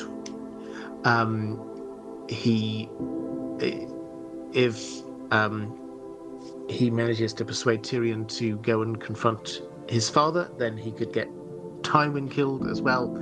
And Jaime would almost certainly need to be leaving too. So in one fell swoop, he could get 3 very competent Lannisters out of King's Landing. So I don't think he needed much by way of coercion, but Jaime needed to believe that this was hard work. Okay, let's go to Sara Arpegos. When do you think Varys started to plot for young Griff? Did he ever truly serve the Targaryens, or did he always, or was he always plotting against them? Was young Griff even born when he went to Westeros? So no. In terms of the timeline, which I've sort of mentioned, name-checked a couple of times, young Griff was not born. Even if you think that young Griff is Aegon, then he was not born at the time that Varys first arrived in King's Landing. So he was not, when he first arrived, he was not there sort of working against the Targaryens in order to put young Griff on the throne, because young Griff didn't exist. And if he is the age that Tyrion thinks he is, then he wouldn't exist until a good couple of years after Robert's Rebellion anyway. So although we don't know, and we probably never will know, my best guess is that Varys went to King's Landing with the best of intentions, just to do a good job. Maybe with half a thought about, his friend Illyrio there desperately wanting to, on behalf of his wife, to get a Blackfyre onto the throne. Is there a way we can do this? But a fully fledged plan at that point, no, they didn't even have somebody to put on the throne.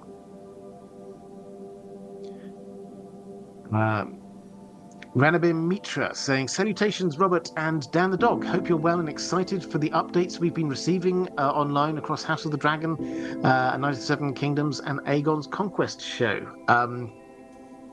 Yes, well, I will do this. I know this is just your intro to that, but a little update for those who have missed these things. They're not big updates, it has to be said, but they're quite good ones. We've had a casting, I don't think it was quite a leak, but it wasn't really an official announcement of Ali Blackwood, Black Ali, who is not an actress that I think I know, but she certainly looked the part. So that's good. that she's going to be there, confirmation she will be appearing. And then the other little bit of information we've had, there's a guy called Matson Tomlin, I think his name is, who is he has been commissioned to write the adaptation of Aegon's Invasion for HBO. Now, we have very few details on this, to the extent that we've still not got clarification if this is a TV show. Might this be a movie even? Could it be film, then a TV show following on? Is it just about the invasion? Does it move on into the Sons of the Dragon? We don't know any of these elements of detail yet.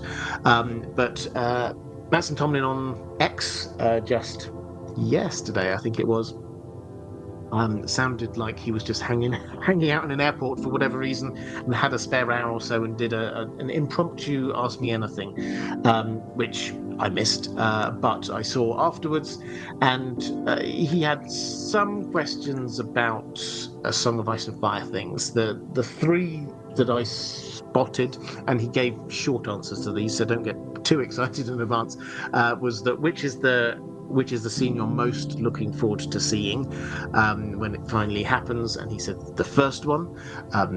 It's not quite clear to me whether it was just because he's excited to see his thing on the screen, or whether he's already got an idea of what the first scene might be. I do wonder whether you might go heavy on the first scene of that, of the vision of the others. Aegon's vision of the others, and the Song of Ice and Fire. It's possible. The second question he was asked was, how much of this have you written? And the answer was lots. And then, is George R. R. Martin involved? And the answer is yes.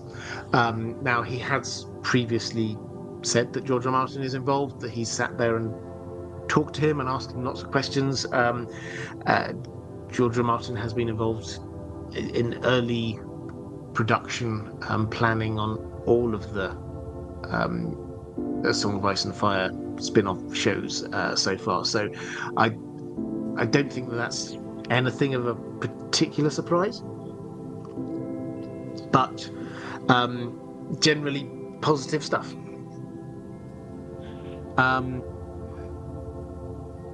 Question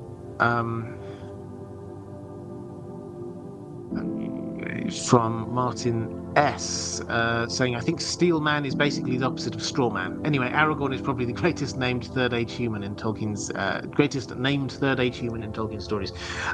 Yes, I mean, having read it, sorry, it was just poor reading comprehension on my part rather than anything else. But yes, I think Steel Man, from what I understand, he tried to create as strong a case as possible for Jaime to win, and still couldn't. Thank you very much. Caius Ballerina, if Varys has knowledge of the tunnels of the Red Keep, then he knows about the wildfire. Why didn't he try to stop Aerys with that plot? It would have killed him too. Why not get rid of it in the years after? So the wildfire is not just in the Red Keep. There may well be some in the Red Keep, but the wildfire is dotted around King's Landing as a whole. And this was put there over a period of time by the pyromancers on orders from the Mad King, from Aerys. So Varys would not necessarily know where all of this was. He will know where some of it was, but not all of it. Why not get rid of it? It proved to be useful. Tyrion found out where a goodly amount of it was and put it to good use to save the city. So that makes sense not to get rid of it.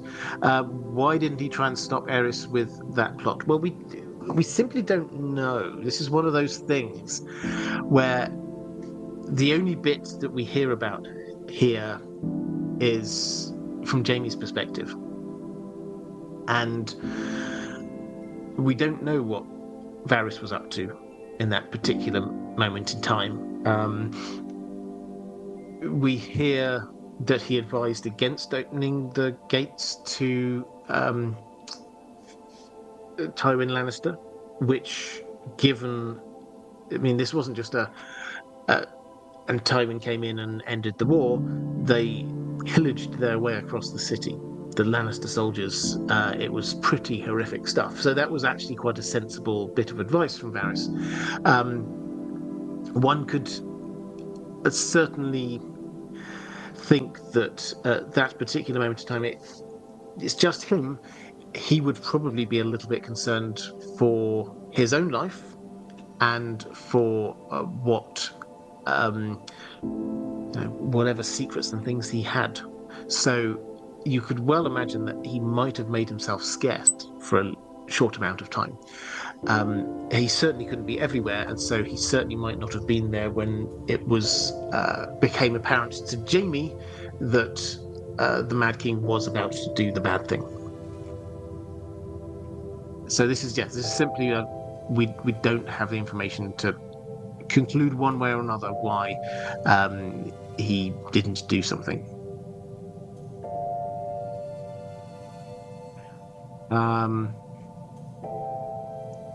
But I think that's me caught up on the chat. Let's go to a question from. So there's random in vitro.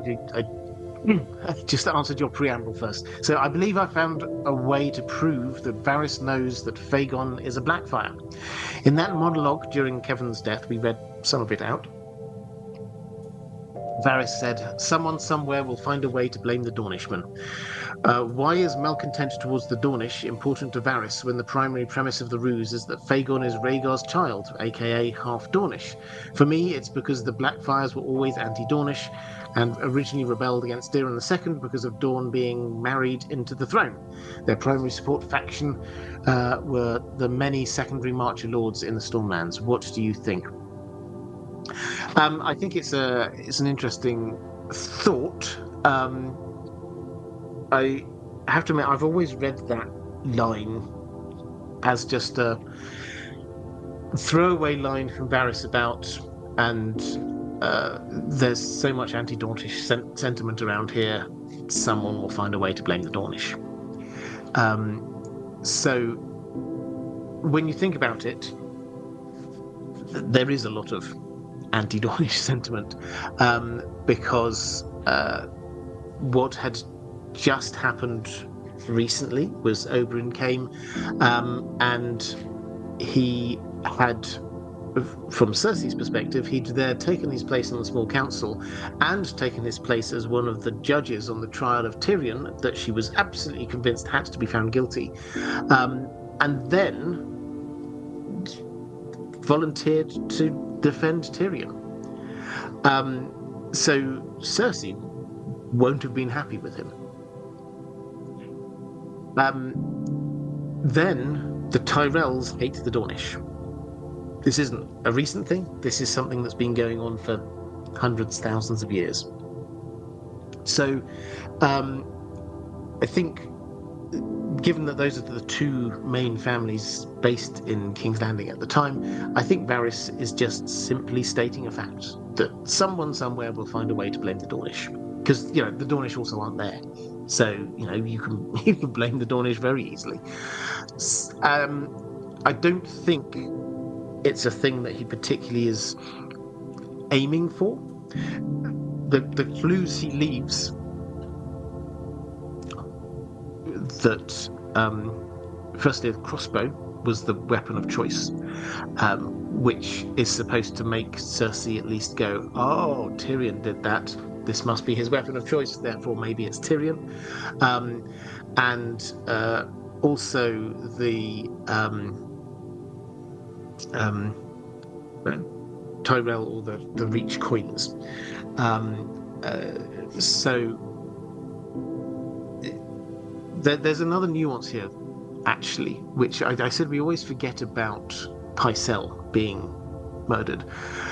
And I think it's actually more important than we often think, because why would you murder Pycelle? Varys is there trying to kill off the competent people. And there's no doubt that Pycelle he's clever, he's knowledgeable, and if you kind of look at the small council meetings, he actually often comes up with reasonable, sensible advice. For example, Cersei is there saying, right, we need to pay for all of our, a new navy to be built, so we won't pay back the Iron Bank. And the only person who objects is Pycelle, who says, this may come back to bite us. The Iron Bank are actually kind of a big deal, and Cersei just ignores him. So yes, he is there as a sort of a potentially competent person, but at the same time, he's not very effective. Cersei doesn't listen to him, doesn't take his advice. So why kill Pycelle? And I think the answer is that there was a time when Tyrion got rid of Pycelle. He put him down into the dungeons, and he basically said, you need to be sent into the Citadel, you need to send us a new person. And Varys came up with this information that they were thinking of sending. I've forgotten the name of the maester off the top of my head, but they were going to send this archmaester up and to replace Pycelle. And this person, everyone knew, was a Tyrell. I think he's even Mace's brother. Is someone like in the close Tyrell family. And Cersei will have seen that as the Tyrells are on a power grab. Why on earth would you kill Pycelle if not to put your person in on the small council? You've already got yourself, you've already got one of your bannermen in there, and now you're trying to get this extra person in. You want to become Hand of the King. I mean, there's a lot that Cersei would just start getting really paranoid about. So, and I think Pycelle's death will just add to this idea of that it's the Dornish.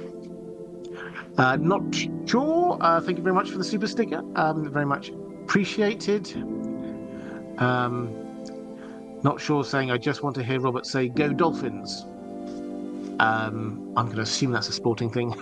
Not my sport, though. So I've no idea whether that's a good thing or a bad thing to say, but I've said it now. Let's go to Howland's little sister, saying, I've been reading a biography on Charles Maurice de Talleyrand. I probably mispronounced that. A French diplomat from 1754 to 1838. He was an impressive man who withstood the Catholic Church, French Revolution, Napoleon, and the Bourbon Restoration. There are great similarities between him and Varys. If you place Varys in the real historical world, which monarch could have used him to his best abilities? Well, great question. First of all, I have to admit, Charles Maurice de Talleyrand is not somebody that I'm particularly aware of. So I will happily take your lead in saying that he's very similar to Varys. In terms of who would have used him to his best of his abilities, I think the answer has to be someone clever. It's like someone clever who also wants to get rid of their opponents. If we're going on France, then I think Napoleon was often out of the country and would want somebody to be. He was also very paranoid about all potential opposition. Someone like Henry VII in England was very start of the Tudor reign, very clever and very astute. He would definitely have made use of him.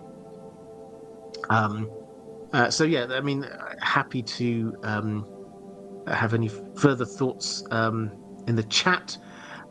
Fred saying Philip II from Spain had a great network of spies. Interesting. Lorelei saying, when thinking of Talleyrand, think Machiavelli crossed with Marx. That's a strong thought.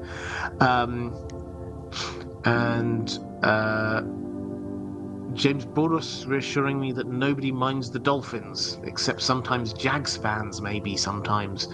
Um, and reassuring me this is an NFL team, which I assume is American football.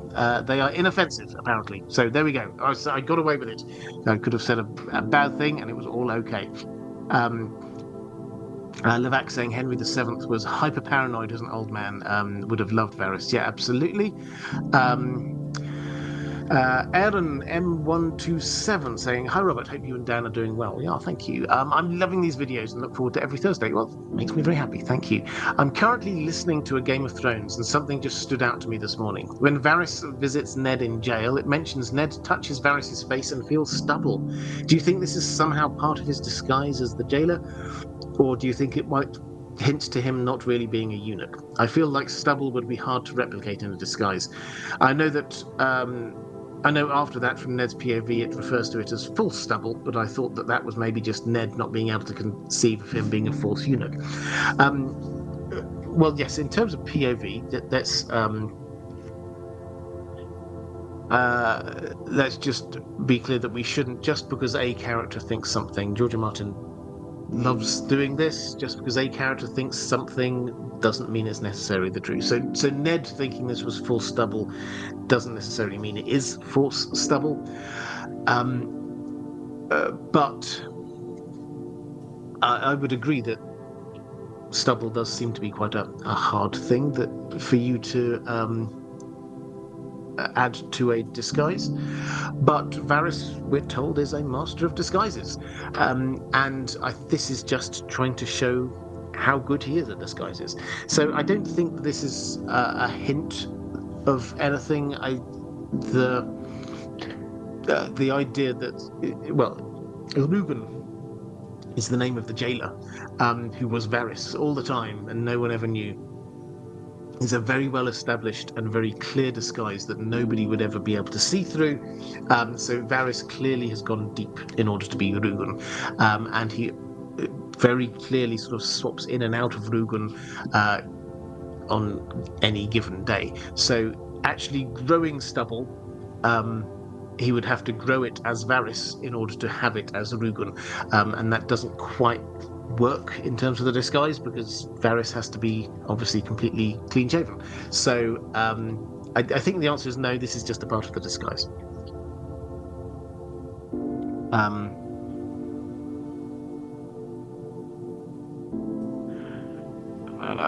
Someone said something which amused me in the chat. Carl Karsnock saying inoffensive because they can't score on offense. That sounds harsh, but it does amuse me because I know nothing about the Dolphins, which isn't an invite to tell me everything about the Dolphins. I'm sure they're wonderful people doing a wonderful job, although it sounds like perhaps they're not. Anyway, Yeldinel saying, "Hi Robert, hi Dan, and thank you moderators." Yes, thank you again, moderators. Question re Varys. I have heard of the theory that Varys might be a woman. What is the evidence, if any, and how would it be relevant for the story? Other than that, I wonder what his plans are going forward. I mean, we broadly know his grand scheming plans, but he is basically stuck in hiding in the Red Keep's bowels for now. If he could make his escape, would he do that? Would he bide his time and re-emerge at some point, or would he travel somewhere? I also have other questions, but they're related to Brienne and the Whispers, so is there a chance we get a video on that? Well, Brienne and the Whispers, I haven't got a video planned on Brienne and the Whispers. Drop it into over on Patreon for the next live stream, and I will answer.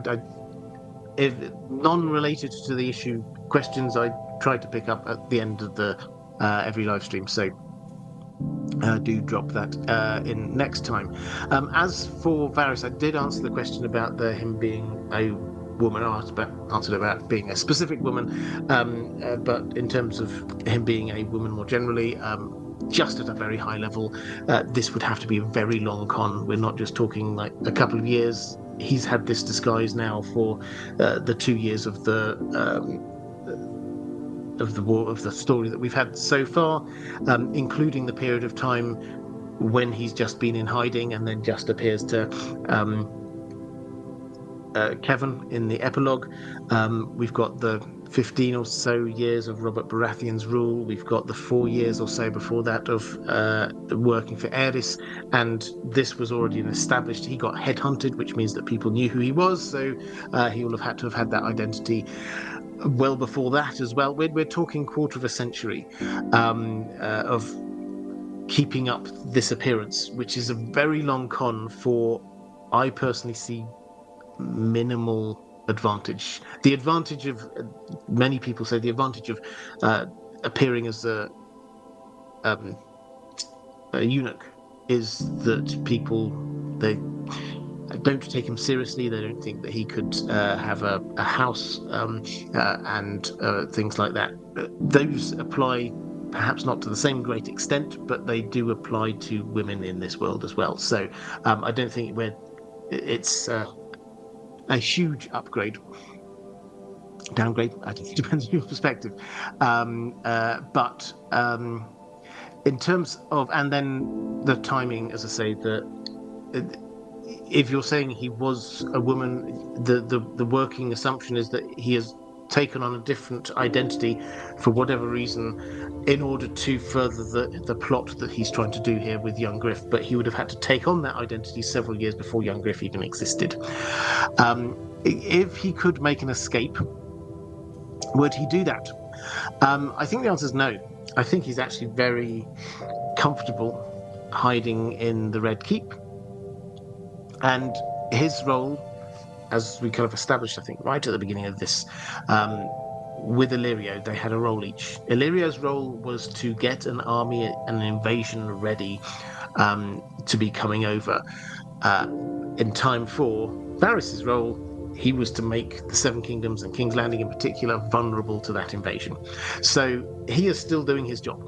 I don't think he will he will think, oh, well, I can't now influence matters at the small council in the way that I could, but I can do things behind the scenes, like killing Kevin and the like. So if he were to leave and go, then he would miss out on the intelligence gathering about what's going on, which is hugely important if you're going to be attacking a city. If you've got somebody who can listen in on all of their defense planning, that's pretty good. Then secondly, he can do stuff. He can take people out. He can cause chaos, lots of different things. Let's go to Dick Crab's Squire saying, good evening, Robert and Dan. In Game of Thrones Season 2 episode with the bread riots, what looks like Varys can be spotted in the crowd just before the dog is thrown at Joffrey. I made it my profile pic so you can judge for yourself. So I had a look at your profile pic. Thank you very much. For those, and I'll respond to that in just one second, but just for those who just need the context, this is, I did mention it a little bit earlier in the stream. There was a riot. Marcella is sent off to Dawn. The court head down to the docks, and on their way back, there's a food riot. Basically, they take it out on the rich people. The small folk take it out on the rich people. And Varys wasn't part of the group that headed down, which leads some people, including Jamie, incidentally, to wonder whether he was in some way behind this or knew it was going to happen. I genuinely can't remember on the TV show. I don't think that they did anything with that in terms of Varys. It was just a thing that happened. I did look at the picture. It does look a bit like Varys. But my general take is that if Varys were down there, first of all, obviously the TV show isn't the same as the book, but if Varys were down there, I suspect he would be in disguise. I suspect he wouldn't go down looking as himself, mingling with the small folk. He would go down there in one of his many disguises.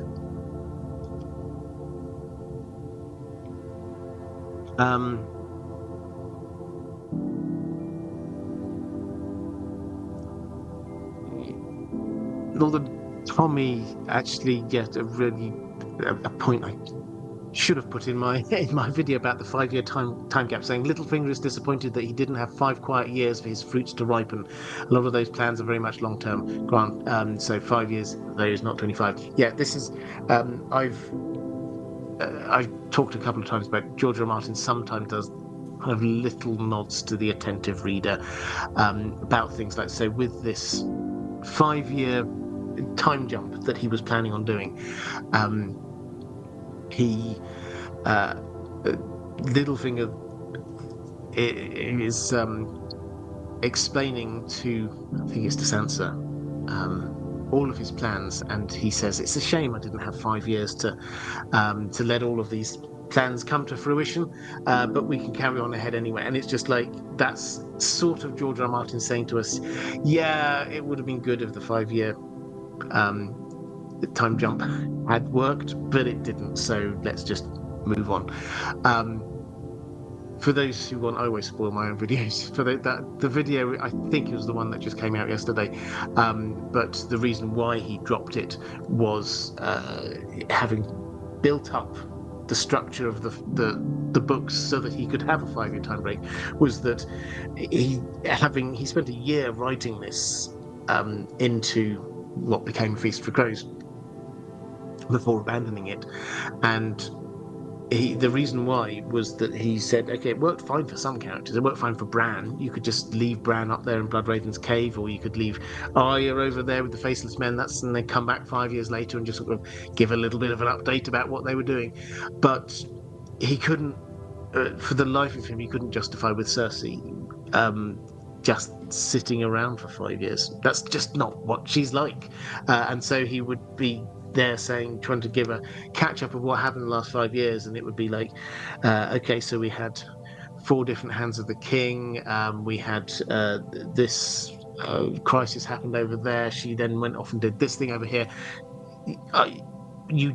There was just too much, because Cersei would not ever sit still. Similarly with Jon, he just felt it was a bit anticlimactic that he should get appointed appointed Lord Commander of the Night's Watch, and then the next you hear from him is saying, okay, so I was made Lord Commander and then nothing much happened for 5 years. But now things are about to happen again. And that just felt a little bit anticlimactic. So that's why he didn't go for it in the end. He was a bit disappointed, but he decided it did not work.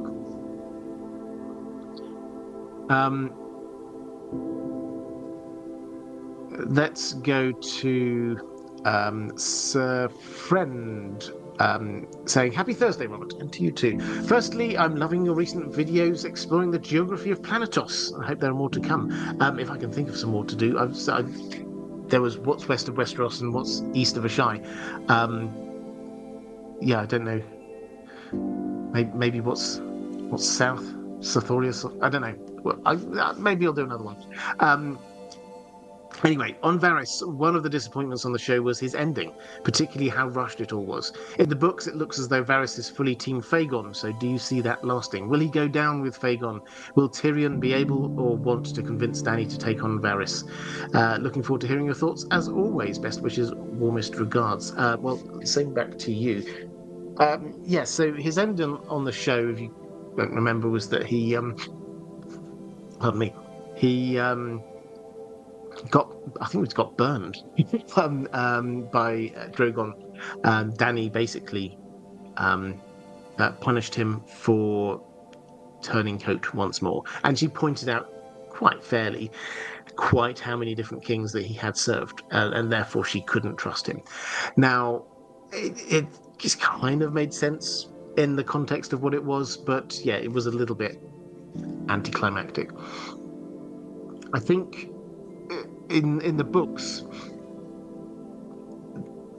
or I should probably say on the TV show, the reason why this did come across as a little bit, it kind of fizzled out. Varys' story did sort of fizzle out, and he spent a bit of time just sort of like hanging out with Tyrion and just sort of like being quite a good double act, and they were quite fun, those two together on the show. I quite enjoyed it, but it felt like he didn't have his own plotline because they did not do Fagon as a plotline.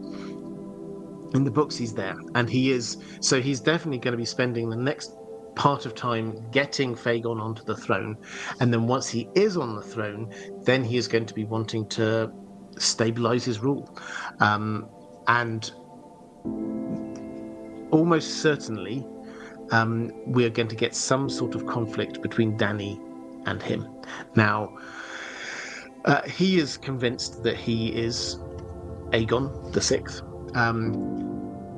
Her reaction to discovering that there's this person who, if they're telling the truth, could potentially be ahead of her in the line of succession, will be absolutely fascinating. But then, given the warnings from Quaithe, it's entirely possible that she may conclude that he's not who he says he is. So then we have Varys, who is basically going to be Master of Whisperers to him, and I don't know, maybe even Hand of the King. It depends. He might make John Connington his Hand of the King, but he's going to be a very influential person there in his small council. So if Fagon does go down, then Varys will go down with him, I think. Scamelia saying, just during the stream, if this has already been addressed, so sorry, not a problem at all. Do you think Varys' plan is what he says to Kevin, or is it something else? Also, I missed the Weary Traveller Guide to Westeros. When is that coming back? Soon, I hope. Yeah, sorry, I know people do keep on asking this one, but yes, I've not forgotten. Do I think the plan is what he says to Kevin? Well, let's go to the plan here. I mean, the high-level plan, I think the answer is yes. So what he says to Kevin is, so he's killed him here, and he's killed him in such a way, or he's on the verge of killing him, in such a way that Cersei will think that the Tyrells had him murdered, possibly with Tyrion, and that the Tyrells will suspect her, and someone will blame the Dornishmen. Doubt, division, and mistrust will eat the very ground beneath your boy kings. That's Tommen, obviously, whilst Aegon raises his banner above Storm's End and the Lords of the Realm gather around him. Is that the plan? Yeah, absolutely 100%. That's at a high level. Varys is trying to cause dissension in King's Landing, cause disruption between the Tyrells and the Lannisters in particular, so King's Landing is vulnerable. And while that is happening, the Lords of the Realm are gathering around Aegon in Storm's End. We hear in pre-release chapters on the Winds of Winter that Storm's End has fallen to him, so that is definitely the plan. There are echoes, Targaryen echoes, historical echoes. That is where King Jaehaerys I was hiding out. He wasn't really hiding. That was where he was based while Maegor was seeing out his final days in King's Landing. So this idea of the king in waiting being in Storm's End while everybody, kind of the banners of the land, flock to him is very evocative of Targaryen history. And are the banners going to flock to him? Well, quite a few probably will. I think the Dornish probably will. I think we've got the Friends in the Reach. I think quite a lot of the Crown lands definitely will do. So before you know it, quite a lot of people will probably pull themselves around and support him. So at a high level, that is definitely the plan. The next bit about Aegon being, shaped for rule since before he could walk. A king must put his people first and live and rule for them.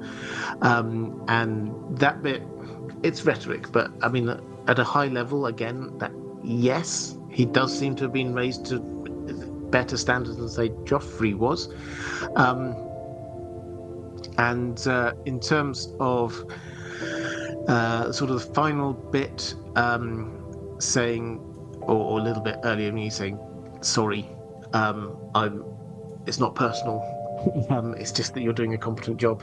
That also, I think, is true. So overall, in answer to the question, is that Varys' plan? Yes, I think it is. And I think he's trying to cause dissension in the ranks in King's Landing until Fagon can build up a big enough coalition to take on King's Landing. Jack Deland saying, evening, will the Bells episode in the show be mirrored in the books with Griff, with him committing an atrocity like Danny did? Battle of the Bells PTSD. Okay, so the Bells episode that's the one on the TV show where she's flying on Drogon and then just starts burning the city. And it's the bells that seem to trigger her. Now, many people have pointed out that the bells is actually the Battle of the Bells is this is connected in with John Connington, actually, who is likely to be in and around King's Landing later on. And that's a battle which happened in Robert's Rebellion. And at a very high level, again, what we have here is that he had a chance. Robert Baratheon had been trying to get his army up sort of northwards to join up with his allies. He just kind of nicked off to this town, and John Connington was searching the town to try and find him. And he's Hand of the King at this point. This is his big moment. He can prove himself, but he does not find Robert Baratheon. And then the bells start ringing, and then reinforcements come, and he loses. So off the back of that, he gets sacked as Hand of the King. He gets sent across in exile into Essos, and as far as everyone's concerned, he drank himself to an early grave. So if anyone's going to get PTSD from bells, it's going to be him. So I think it's entirely possible. I'm not going to sort of speculate too much on what happens at the very end of Dany's arc. Because it's so far away at this point. It won't be the same as what happened on the TV show. That much I'm pretty sure of. But it is the kind of thing that with the bells that you go, okay, maybe that is them mixing up, the showrunners mixing up a couple of things, and they didn't have John Connington as a character, so maybe they thought, oh, the bells, that's a good idea. George R. Martin told them the bells, something happens with the bells, and they think, well, yeah, let's do that. So I buy this idea that they conflated some ideas in there, it just didn't work.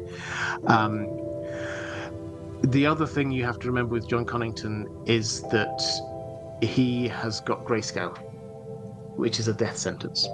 And he will think that he's gonna die. And so actually it's not, he might reach a point where he doesn't care about his own well-being anymore. He just reacts to stuff. It's possible.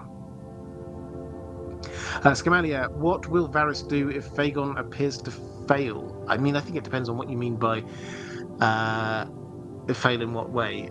If he appears to fail to capture King's Landing, well, I think that he would just push more resources into making it happen. If he appeared to fail to be a good king, then I think Varys would be trying to firmly manipulate behind the scenes. This is, I think, where Varys has put all of his eggs in this one basket now. Sure, he might have secret escape routes and things like that, but this is his plan.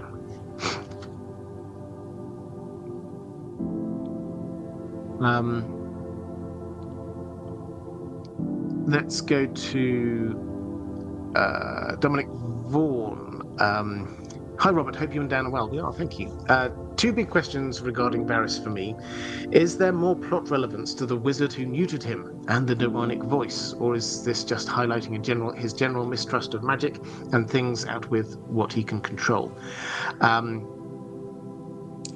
And secondly, how do you think he, as a perennial survivor of regime change, will meet his fate, or do you think he will survive versus what happened on the show?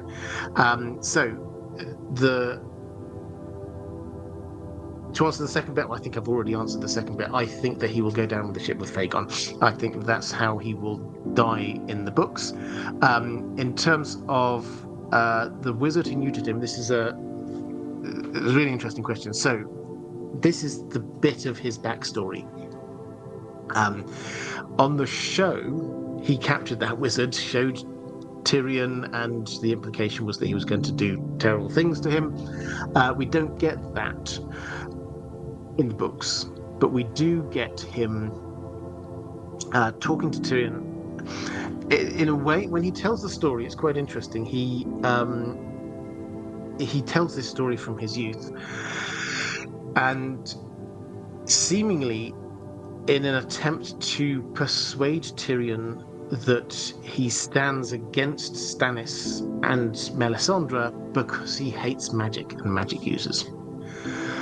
One thing, I've never done this, but maybe someone has somewhere, I think it would be absolutely fascinating, is to have a little bit of an analysis of when George R. R. Martin writes something along the lines of Varys's voice changed and it went a bit deeper. Because this happens quite a lot. And it happened there. It also happened, I think, when he's talking to Kevin in the epilogue that we've just been reading from it, when he's killing Kevin. And I think it would be fascinating to look at those instances. Does this seem to be when he's telling the truth? Or does this appear to be when he's telling a story? Tyrion, certainly, we got that from Tyrion's perspective. He certainly was wondering whether this is him sort of giving a dramatic monologue. He doesn't use those words, but that seems to be what his sort of default position is. As for the sorcerer, I think I did do a video on this one as well. My general feeling is that we're not supposed to know. A lot of people try to tie this in with like the bigger plot, but my instinct is this is just George R. R. Martin having a bigger world. And if we assume that this is true, then this is a wizard who did a horrific thing to a young Varys, and that shaped him as a person, not just physically, but then it was from that moment afterwards that he decided to live, decided to be great. So that is an important and shaping moment, and we do not need an extra layer to who or what this wizard was in order to have a purpose for that, a narrative purpose for that to happen. In terms of, is there anything else that's going to happen with that? I hope not, because of that reason. Because if it's something else, if this is actually Varys's his main driver is to be hunting down this wizard, then I think actually that kind of like belittles him a bit. In my view, this just in terms of character development, he's currently there, I would hope, laser focused on getting his person into King's Landing. If while that's happening, he's actually focused on doing something else, I'm not a big fan of that. And more to the point, this is about making a bigger world.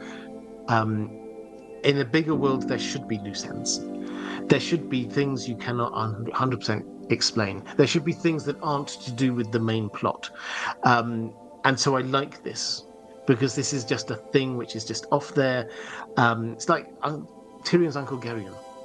That's great. I hope we don't get any more information about that. That's just an extra bit of family history that helped shape Tyrion into who he is. We don't need any more answers on it. Just my personal take. Marcus Montgomery, do you think Jon's parentage gets revealed during the time Fagon invades? How does Varys react to this? So I think Jon's parentage gets revealed probably to him, but to the north. Probably not in this next book. So probably we're waiting for A Dream of Spring on that one. But when it does happen, then excuse me. Pardon me. When it does happen, then the information is going to slowly disseminate. It's not just like, wow, this is the big thing, because at the time there will be so many other stuff so many other things going on. The others will be starting to invade, probably. The dragons are here. There are going to be big things going on. The idea that there's someone else who, oh, actually, I've now just heard a rumor that that person up there is another secret Targaryen. That's actually, for many people, not going to be the top of their list of priorities. So, will it be revealed while Fagon is in power, while Varys is there? Possibly. But I don't think this is going to be top of their list of priorities. That will become important once the others have been dealt with, is my general view, because it becomes important for the who becomes king in the south.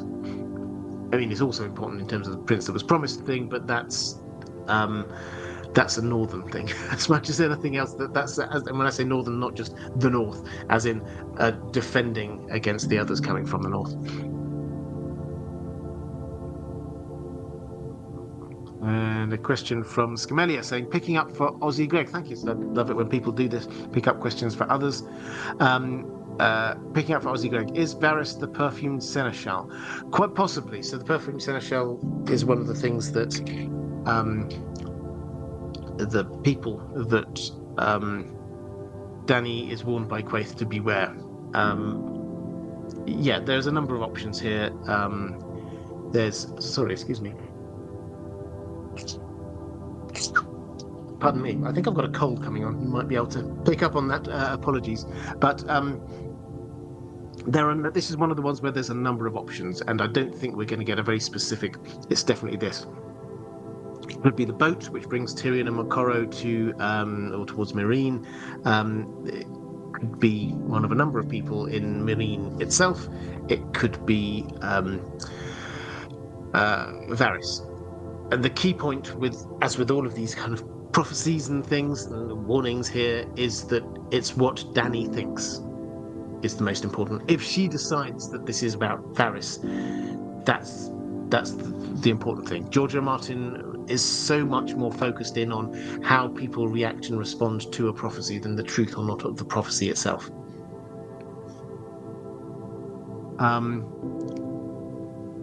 Right, let's just a few people talking about that analysis of his voice.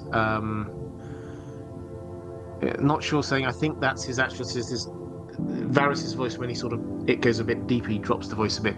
I think that's his actual voice when he's not masking it, which is it's quite an interesting idea that even if you don't buy into any of these ideas that Varys is secretly a woman, secretly whatever, he definitely plays up the image of this harmless eunuch. All of his tittering and giggling and high-pitched voice, that's him playing up on the image. So yes, him having a lower-pitched voice than he generally uses certainly would make sense.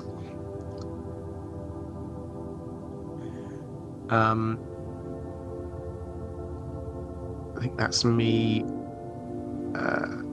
caught up in the chat. Thank you, everyone saying bless you in the chat. I appreciate that. Thank you very much. Now, I think it's a cold rather than hay fever. I do get hay fever, but earlier in the year, usually. Let's go to Stephen saying, are Varys' little birds active throughout the Seven Kingdoms, or are they mostly in King's Landing? Does he use other more conventional spies and informants? If so, are there any prominent characters who might be working for Varys? I have my suspicions about Qyburn and Taena Merryweather. In a similar vein, during Feast for Crows or Dance with Dragons, is there a minor character in King's Landing who could be Varys in disguise? Okay, so the little birds are specifically the children he's imported. Illyrio seems to source them. They get their tongues chopped out, all very gruesome, and then shipped into King's Landing, and that's where Varys uses them. So that's the little birds.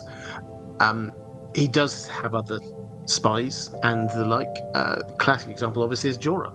So basically was paying Jorah. He was dangling something in front of him, a pardon, basically, and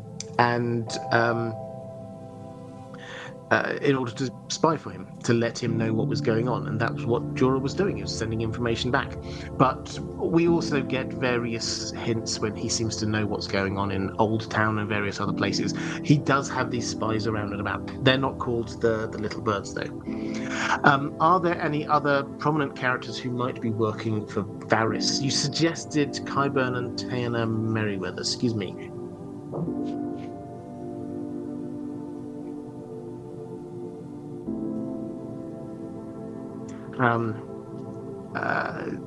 I think of the two, Taena Merryweather, who is a friend and bedmate to Cersei, is one that I do wonder. We've not got any conclusive evidence on this, but there are a couple of times when she does seem to sort of push Cersei towards suspecting the Tyrells of stuff. She's the one who kind of makes the link about the coin that was found in Varys's rooms, and making the link across to Olenna Tyrell, who apparently has a whole sort of chest full of these kinds of coins. And there's at least one other time when she suggests the Tyrells are up to no good.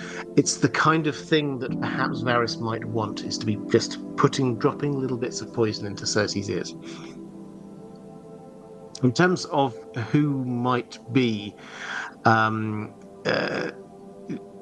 in disguise, I don't think we've seen any specific characters, but our attention won't have been drawn to them.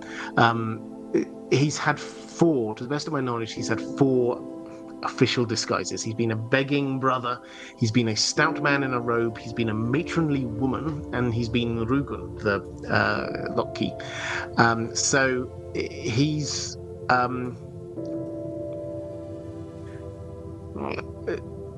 able to take on a number of different roles. It's possible that he's been there, but my general take is, while he's been missing, he's actually been spending most of his time in the Red Keep, just listening in. Scamania saying, George R. Martin usually draws from real-world English history examples. Is there a real-world example of Varys that you can think of? Not specifically. I mean, we did have I can't remember who it was earlier. There was a suggestion of a Frenchman who was here we go. Howland's little sister was suggesting Charles Maurice de Talleyrand, who was not a figure that I was particularly aware of before, but people in the chat have agreed that he seems to be quite a good match. And not every character that George R. R. Martin has is based on a specific historical character. He does like echoes of historical characters and historical events and places. Varys is not one that I've heard there being a specific person that he's based it on.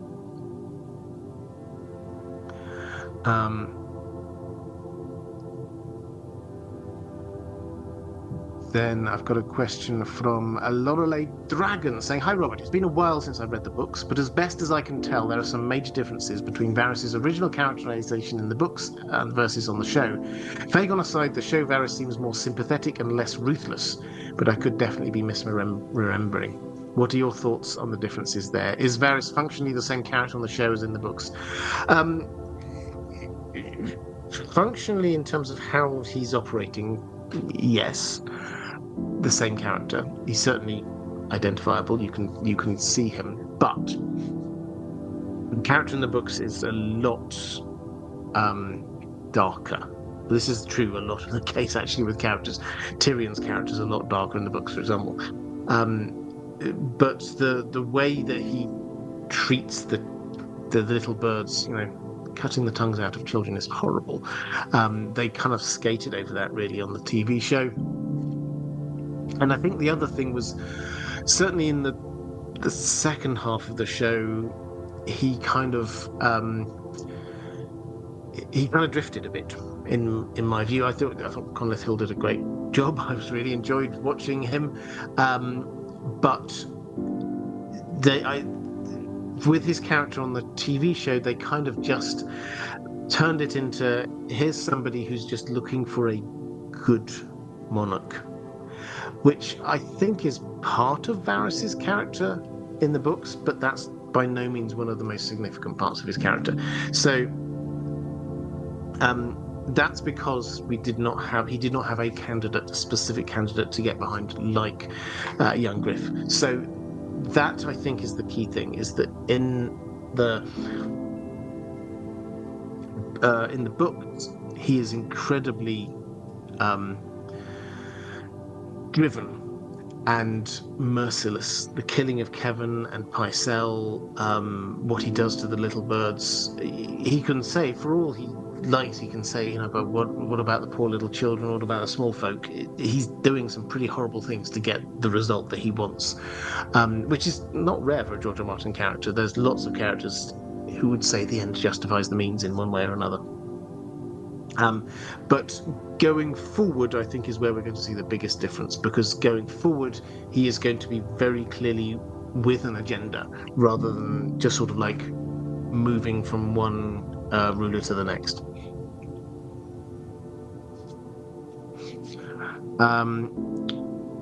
Sir Steve the O saying, just a thought, the blue flames and the voice.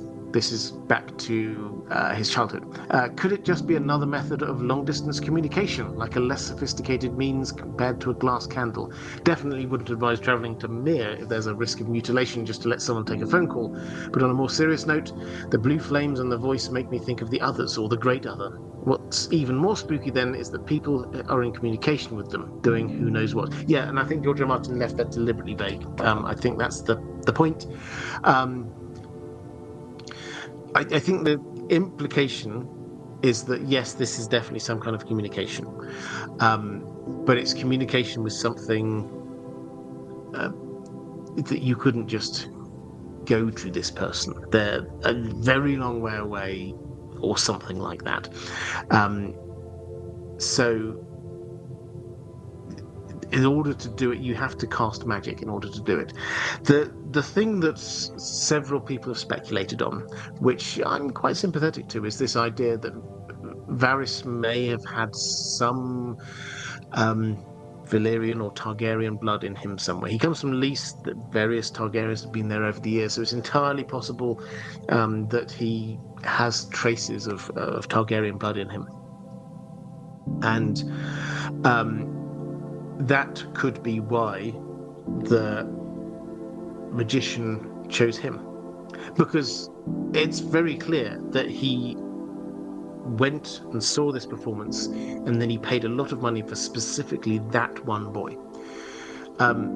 If he just wanted any random boy, he could have found a street child. If it was just any young boy, there had to be a reason why Varys was chosen, and the reason that we keep on being given is for casting magic is some, king's blood is powerful, or the other if you're a priest, perhaps, then sacrificing them might also be powerful. So that is just a random thought some people had, that I'm quite sympathetic with, that he was chosen because of his ancestry, which he himself may or may not know.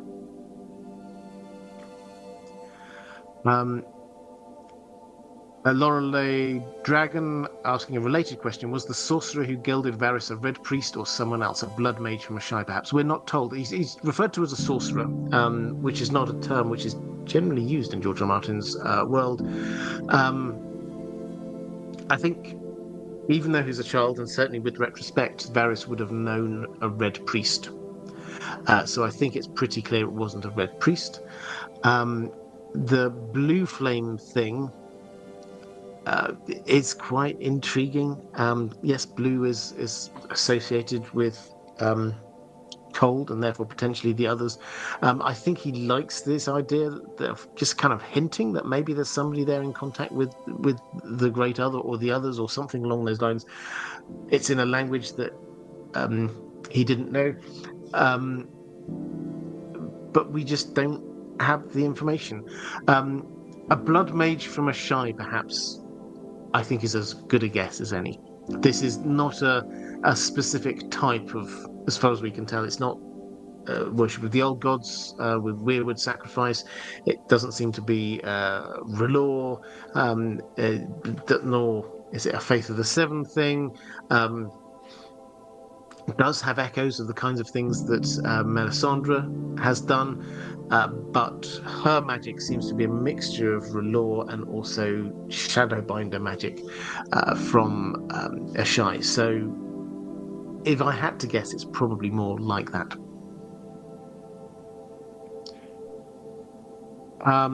Ranabim Mitra saying,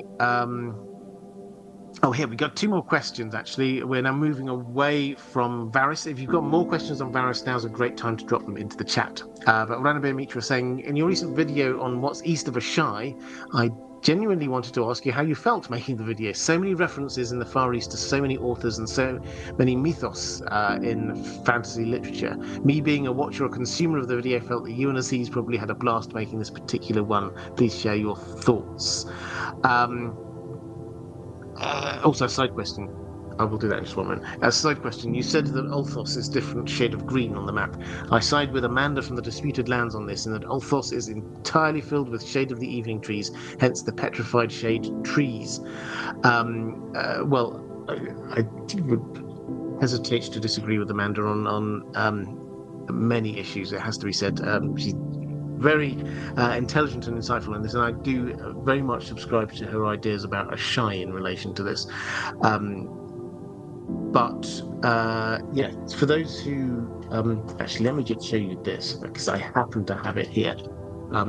Take a look at this. If you've never come across this, there we go. The Lands of Ice and Fire. This is a beautiful thing.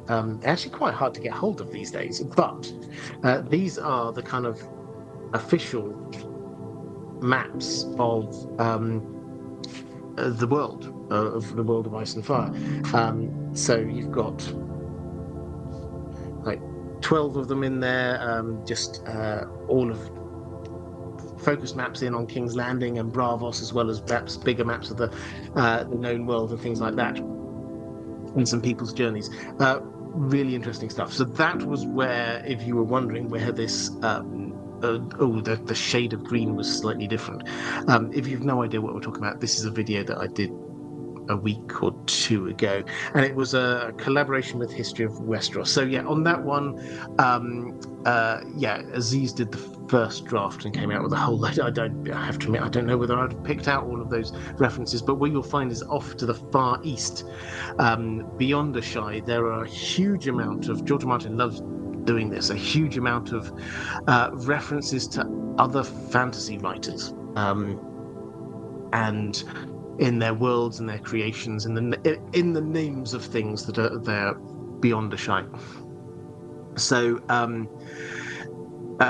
it was, I hugely enjoyed that. It's quite rare. Normally, I wouldn't do that, show that many references, because I think George Martin does kind of drop them in, but it was so prevalent there that it just felt right to just sort of identify this is what George Martin is doing here, is to try and make things evocative to us by not describing them, but by using words that are evocative of other stories that perhaps we might have read.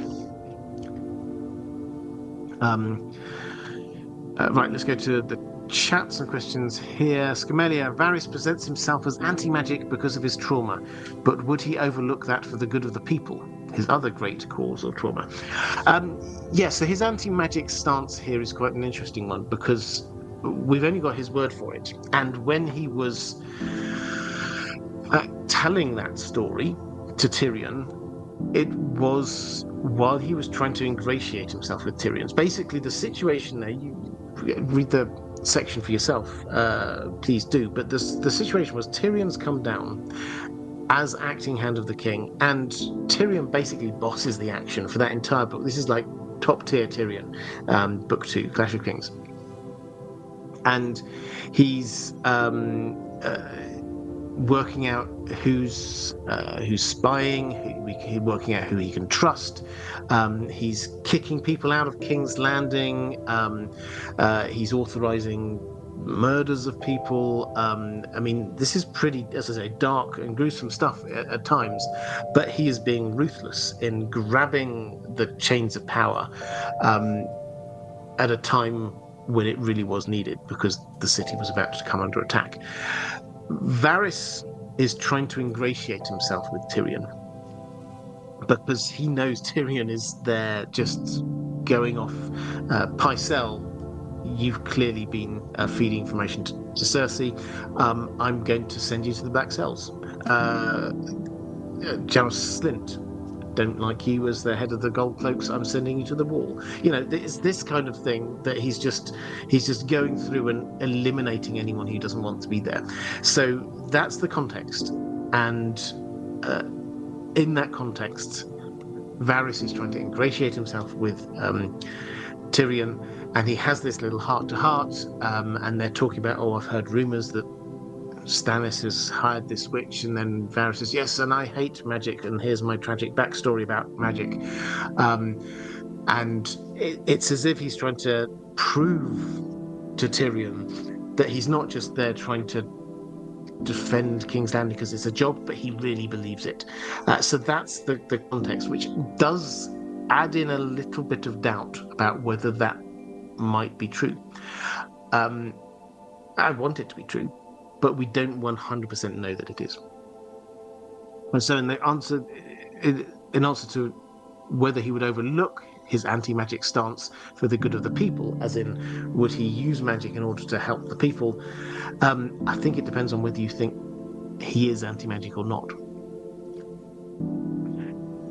Class Ballerina saying, when escaping the dungeons with Tyrion, what does Varys not want Tyrion to see? Where the little birds live, torture or kidnap victims, Tyrek, wildfire. I mean, quite a lot of things he doesn't want him to see. There's, he doesn't want the secret. It could be any or all of those things, is the short answer. But I think the bigger answer is the layout. He is there showing Tyrion out from the Black Cells. What's the way to escape from the Black Cells out of the Red Keep? Tyrion's a clever guy. He will be able to remember that route that he's taken. The last thing that Varys wants, Varys thrives on information he has and other people do not have. He does not want Tyrion knowing all of the secrets about where those passages are. So he doesn't want him going off in various other directions. He wants him going the one way that he wants to take him. John Merkel saying, okay, non-Varys question. Do you think the winter that made the full spring was caused by there being no Starks in Winterfell? Benjen chaperones Lyanna's ride to Rhaegar, so Winterfell-like in dance. Good question, but I think the answer is no. So you get... The answer is no, because there was, two reasons. Firstly, it was a natural winter, a normal winter, as far as we can tell. It was the spring that was false. The spring, and it's the year of the full spring. The spring appeared for long enough for the tourney at Harrenhal to happen, and then the spring disappeared, and then the winter came back. That is basically it. We call it the year of the full spring, but really it's just like a bit of spring happened there when it shouldn't have done. It was the year of the two winters, is another way they could have put it. There was an interval there. Somebody made that happen. Now, my take is that this is always blame Bloodraven, obviously, but that it was the Weirwood network moving in order to try and shift things. Bloodraven wanting to shift things so that the tourney at Harrenhal could happen. But the point about the Starks here is that there was always a Stark in Winterfell. So during the winter, the Starks were based up in Winterfell. Obviously, Ned is not, and then Brandon has been sort of wandering and round doing his things. But Daddy Stark, Rickard Stark, was there, as were the two younger children, Lyanna and Benjen. Then came the tourney at Harrenhal, and Rickard says, "Okay, kids, go. You go down, have fun at the tourney." I'm sure he didn't say go have fun. I'm sure he actually gave them some marching, or at least Brandon gave them some marching orders for his Southron ambitions. But they all go down there. Then there's going to be the wedding, Brandon's wedding. So Brandon stays down south, Ned stays down south, Lyanna stays down south, Benjen heads back north. And then there seems to be this kind of tag team thing. He goes up to Winterfell. When he arrives at Winterfell, his father can now leave and head down for the wedding. So that's it's a little bit silly, but that's what seems to have happened, is that there was always a Stark in Winterfell during that period. And this is why Benjen was then stuck up in Winterfell all the way through Robert's Rebellion, because he was the Stark in Winterfell.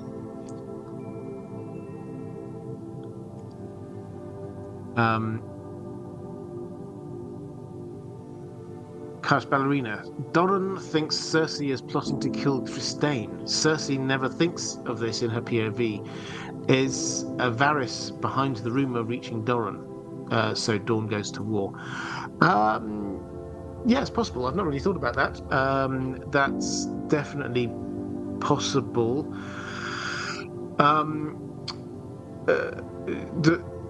It's also worth pointing out, just generally, just because a character doesn't think about something in their POV does not mean that that's not a true thing.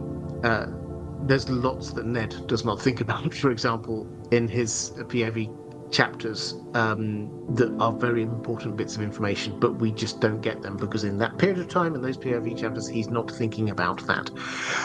So I don't think that the fact that Cersei doesn't think about a thing, that doesn't mean that she's not doing it.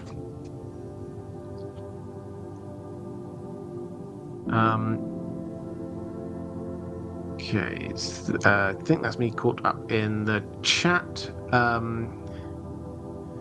And then Rana Ben Mitra, last question from my patrons. Rana Ben Mitra saying, is Queen Baruthiel the primary inspiration for Bloodraven? We will never get confirmation of this from George R. R. Martin, but I genuinely completely forgot about this character mention, and your recent short basically spelt everything the Bloodraven does in court, except with ravens instead of cats. What do you think? Yeah, so if you missed this was on this channel, IDG Live. I do shorts. I try to do one a day. I don't always manage it. Just a minute of me making a small point about something. They're quite fun. And the one I did, I think, yesterday was about Queen Baruthiel. This was a Tolkien thing. And in case, and there's no reason if you're a normal Tolkien fan that you may well not come across this. It's only the kind of thing that you sort of spot when you're digging deep into the weeds of sort of the legendarium.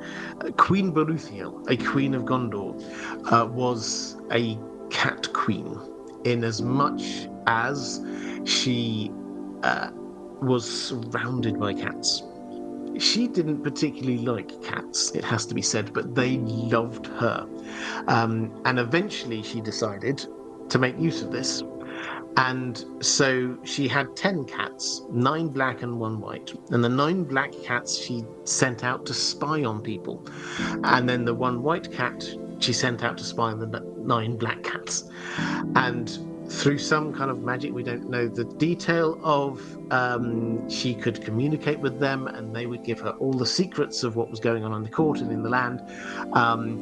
And eventually, though, people started to figure this out, and she got exiled. So that's the story of Queen Baruthiel. It's this like kind of weird little footnote in Gondorian history, and Aragorn entirely randomly name checks her. I say entirely randomly. This is wonderful in Tolkien. True for what he's like is that there's no word of context here for the casual reader.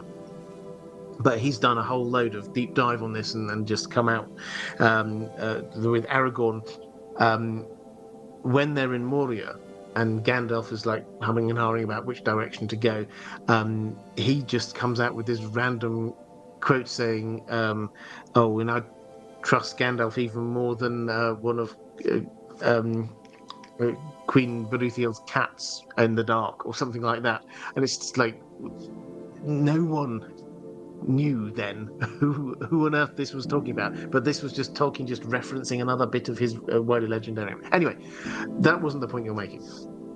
You're making is this is the inspiration for Bloodraven.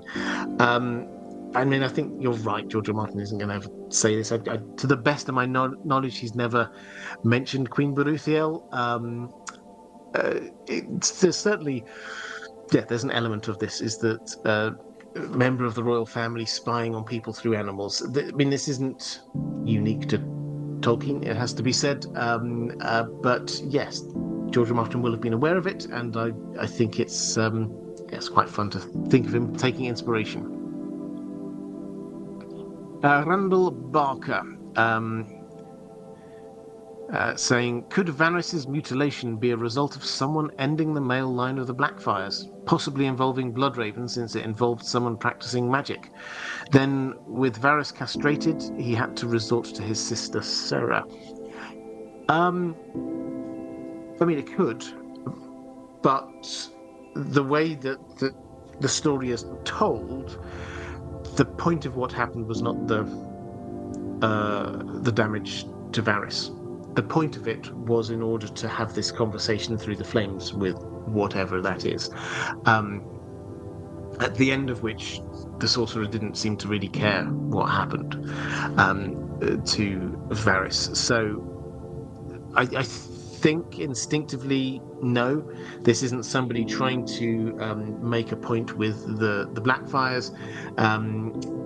This was just using somebody who has a sacrifice would have given them the magic they needed in order to get the ends that they wanted, if that makes sense. Scamelia, did Varys know that Joffrey was going to be killed? He knew so much of the Red Keep's ongoings. That's a really interesting question. I mean, this is... I don't know is the short answer. You would expect that he would have a sort of an idea, but there is certainly a hint within the text that Littlefinger went to efforts to make sure that Varys did not know. And in particular, what he did was to make sure that the meetings that Sansa had, where this was discussed, took place in the Godswood.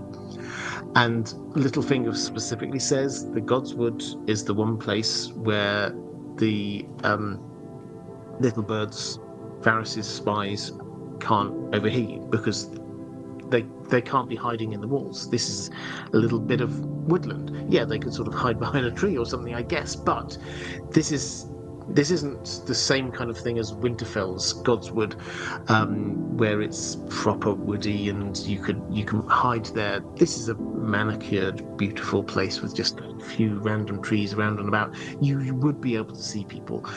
So I think the answer to the question is you would expect he would have known, but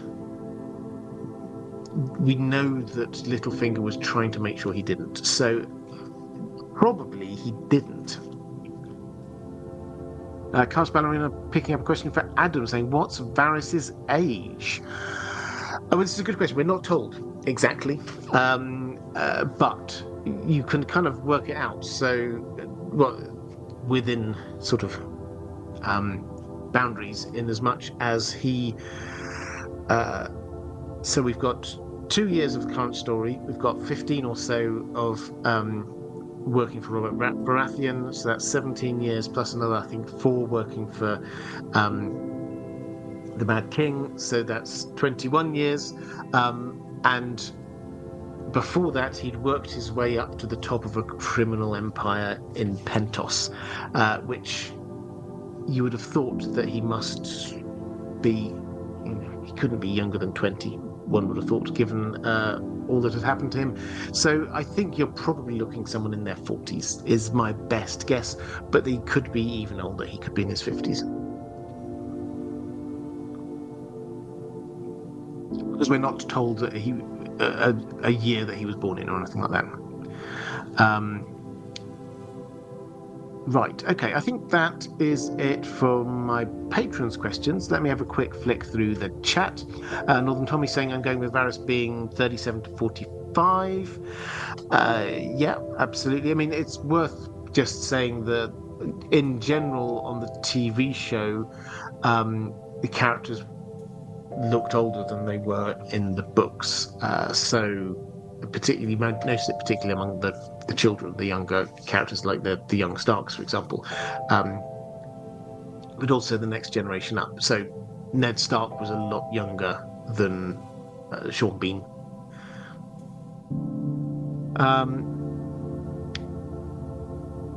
Andrew Kay saying, I like the particulars with the sorcerer. The particulars with the sorcerer aren't known. Adds to the mystery and intrigue and suggestive of goings on beyond what we know about yet. Couldn't say that better.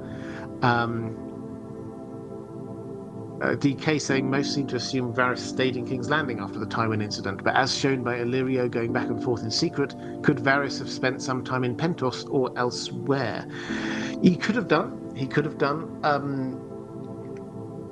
But I think there's like two things potentially against it. That firstly, travel takes a long period of time, and so I don't know the exact timescale we're looking at there, but it's not huge amounts of time, maybe 6 months or so. So he's not going to have spent ages somewhere else. And then secondly, his role in the big plan is to stay in King's Landing and prepare the way. He could not do that if he was just going off chilling somewhere else. So I think he was probably hanging around there all the time. Sapphire Solstice saying, what was he doing during all of the Dance with Dragons? Where was he living? In the secret passages in Red Keep is the general answer to that one. There's a lot there. Sebastian Holden saying, why didn't Varys warn Ned of the faceless man in the black cells? Did he know he was there, or his purpose? Did he want Ned dead too? I don't think he did know he was there. And in fact, at that point in time, he might not have been there. So we're not told all of the ins and outs of this. What we're told is that Rorgan Biter seemed to be scared of Jaqen, and the general working assumption among the fandom is that this is because they saw him. Maybe he did the face changing thing or something like that. Maybe he killed the real Jaqen, but it's entirely possible that the person we call Jaqen clearly isn't Jaqen. He's a face changer. It's entirely possible that he came in once Ned was already there. He came in and switched places, and that's what scared Rorgan Biter. But Varys, as great and impressive as he is, then he won't necessarily know a faceless man, because the faceless man are next level in terms of their disguises. They seem to operate on a few levels. They get taught, like Varys, they get taught the basics of like the mummer's craft. How do you not just have a physical disguise on, but how do you disguise your voice? How do you make your body shape feel different and your movements different and things like that? That's their level one, but they've also got the deeper level here, which is the actual face changing. Reflective Rambling, picking up a question for Fred. Thank you very much. Varys' spies are children. How trustworthy can they be? What is Varys' knowledge really worth? How trustworthy can they be? I mean, it's a good question. He clearly thinks that there's a potential that they won't be trustworthy. because he has their tongues cut out. And if they don't know how to write, then all they know how to do is communicate with him in some way, then they're not going to be giving information to anyone else. I think you have to say that there is a risk that one or more of them could run away. Certainly, Illyrio seems to think that getting the exact type that he wants is quite hard, because that's quite rare to find someone who is that intelligent and that young and that adaptable and things like that. So yeah, it's entirely possible. But are they trustworthy? Mostly, one would assume. Scamelia, picking up a question for Cheryl Baxter, thank you very much. How will Dany and Varys meet? I think, well, we don't know, but I think that if Varys is very much Team Fagon, then once Fagon is there ruling in King's Landing, then Dany will arrive. And at that point, Varys doesn't have to be hiding anymore. He can be very strongly out in the open as part of the court, as part of the small council. And you have to say, who would you send to meet Daenerys? You could send John Connington, you could send Varys. Perhaps both.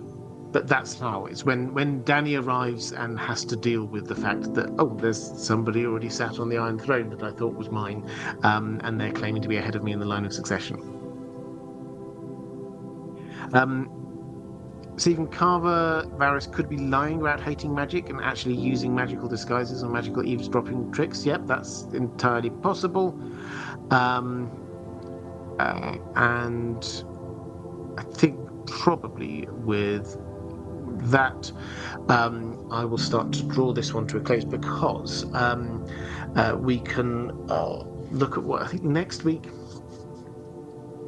Shall we do an open Q&A next week? I think it feels like it's been a couple of weeks since we've done one of them. I also want to get back into the habit of doing Lord of the Rings ones once a month. So, and probably in a couple of weeks I'll do a pre-recorded one, which is one I've been wanting to do for a while. R plus L equals J. Because I just want to spend some time setting out all the evidence. We know most of this already, I know, but there's so much of it that we often just overlook. So I want to just spend the time going through it. Obviously take questions and that, but just talking through it for, and who knows, a reasonable period of time first, and then we'll just sort of go through all of the different challenges that we've got to it. Another question just appeared. Sebastian Holden saying Bloodraven had influence in Westeros. Is Quaithe doing the same in Essos? Any proof of influence outside of Dany? Is she the voice in the blue flame? I don't think she's the voice in the blue flame, but I think you're onto a very important point with the echoing of Bloodraven and Quaithe.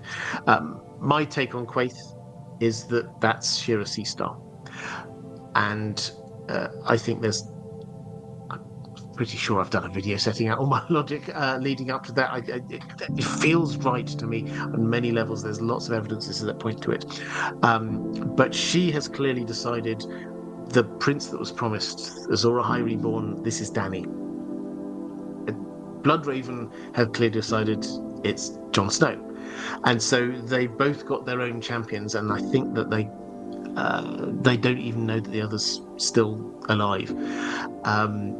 And I think that is what is going in. She's not, in terms of huge influence in Essos, no, but influence with Dany, yes.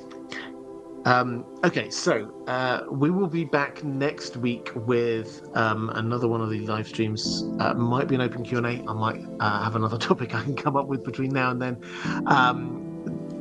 A reminder, if you want to listen to and watch my videos on my main channel over on Spotify, do go and check that out. This will at some point be appearing on In Deep Sleep, this video, and appearing somewhere here, if you're watching this later, is a link to other live streams that I've done, appearing somewhere around here. is a link to my Patreon page, which is the best way to support this channel if you wish to do so, in which case, thank you very much. Moderators, you are amazing. Thank you. Patrons, you are also amazing. Thank you very much. Take care, everyone, and I will see you again soon.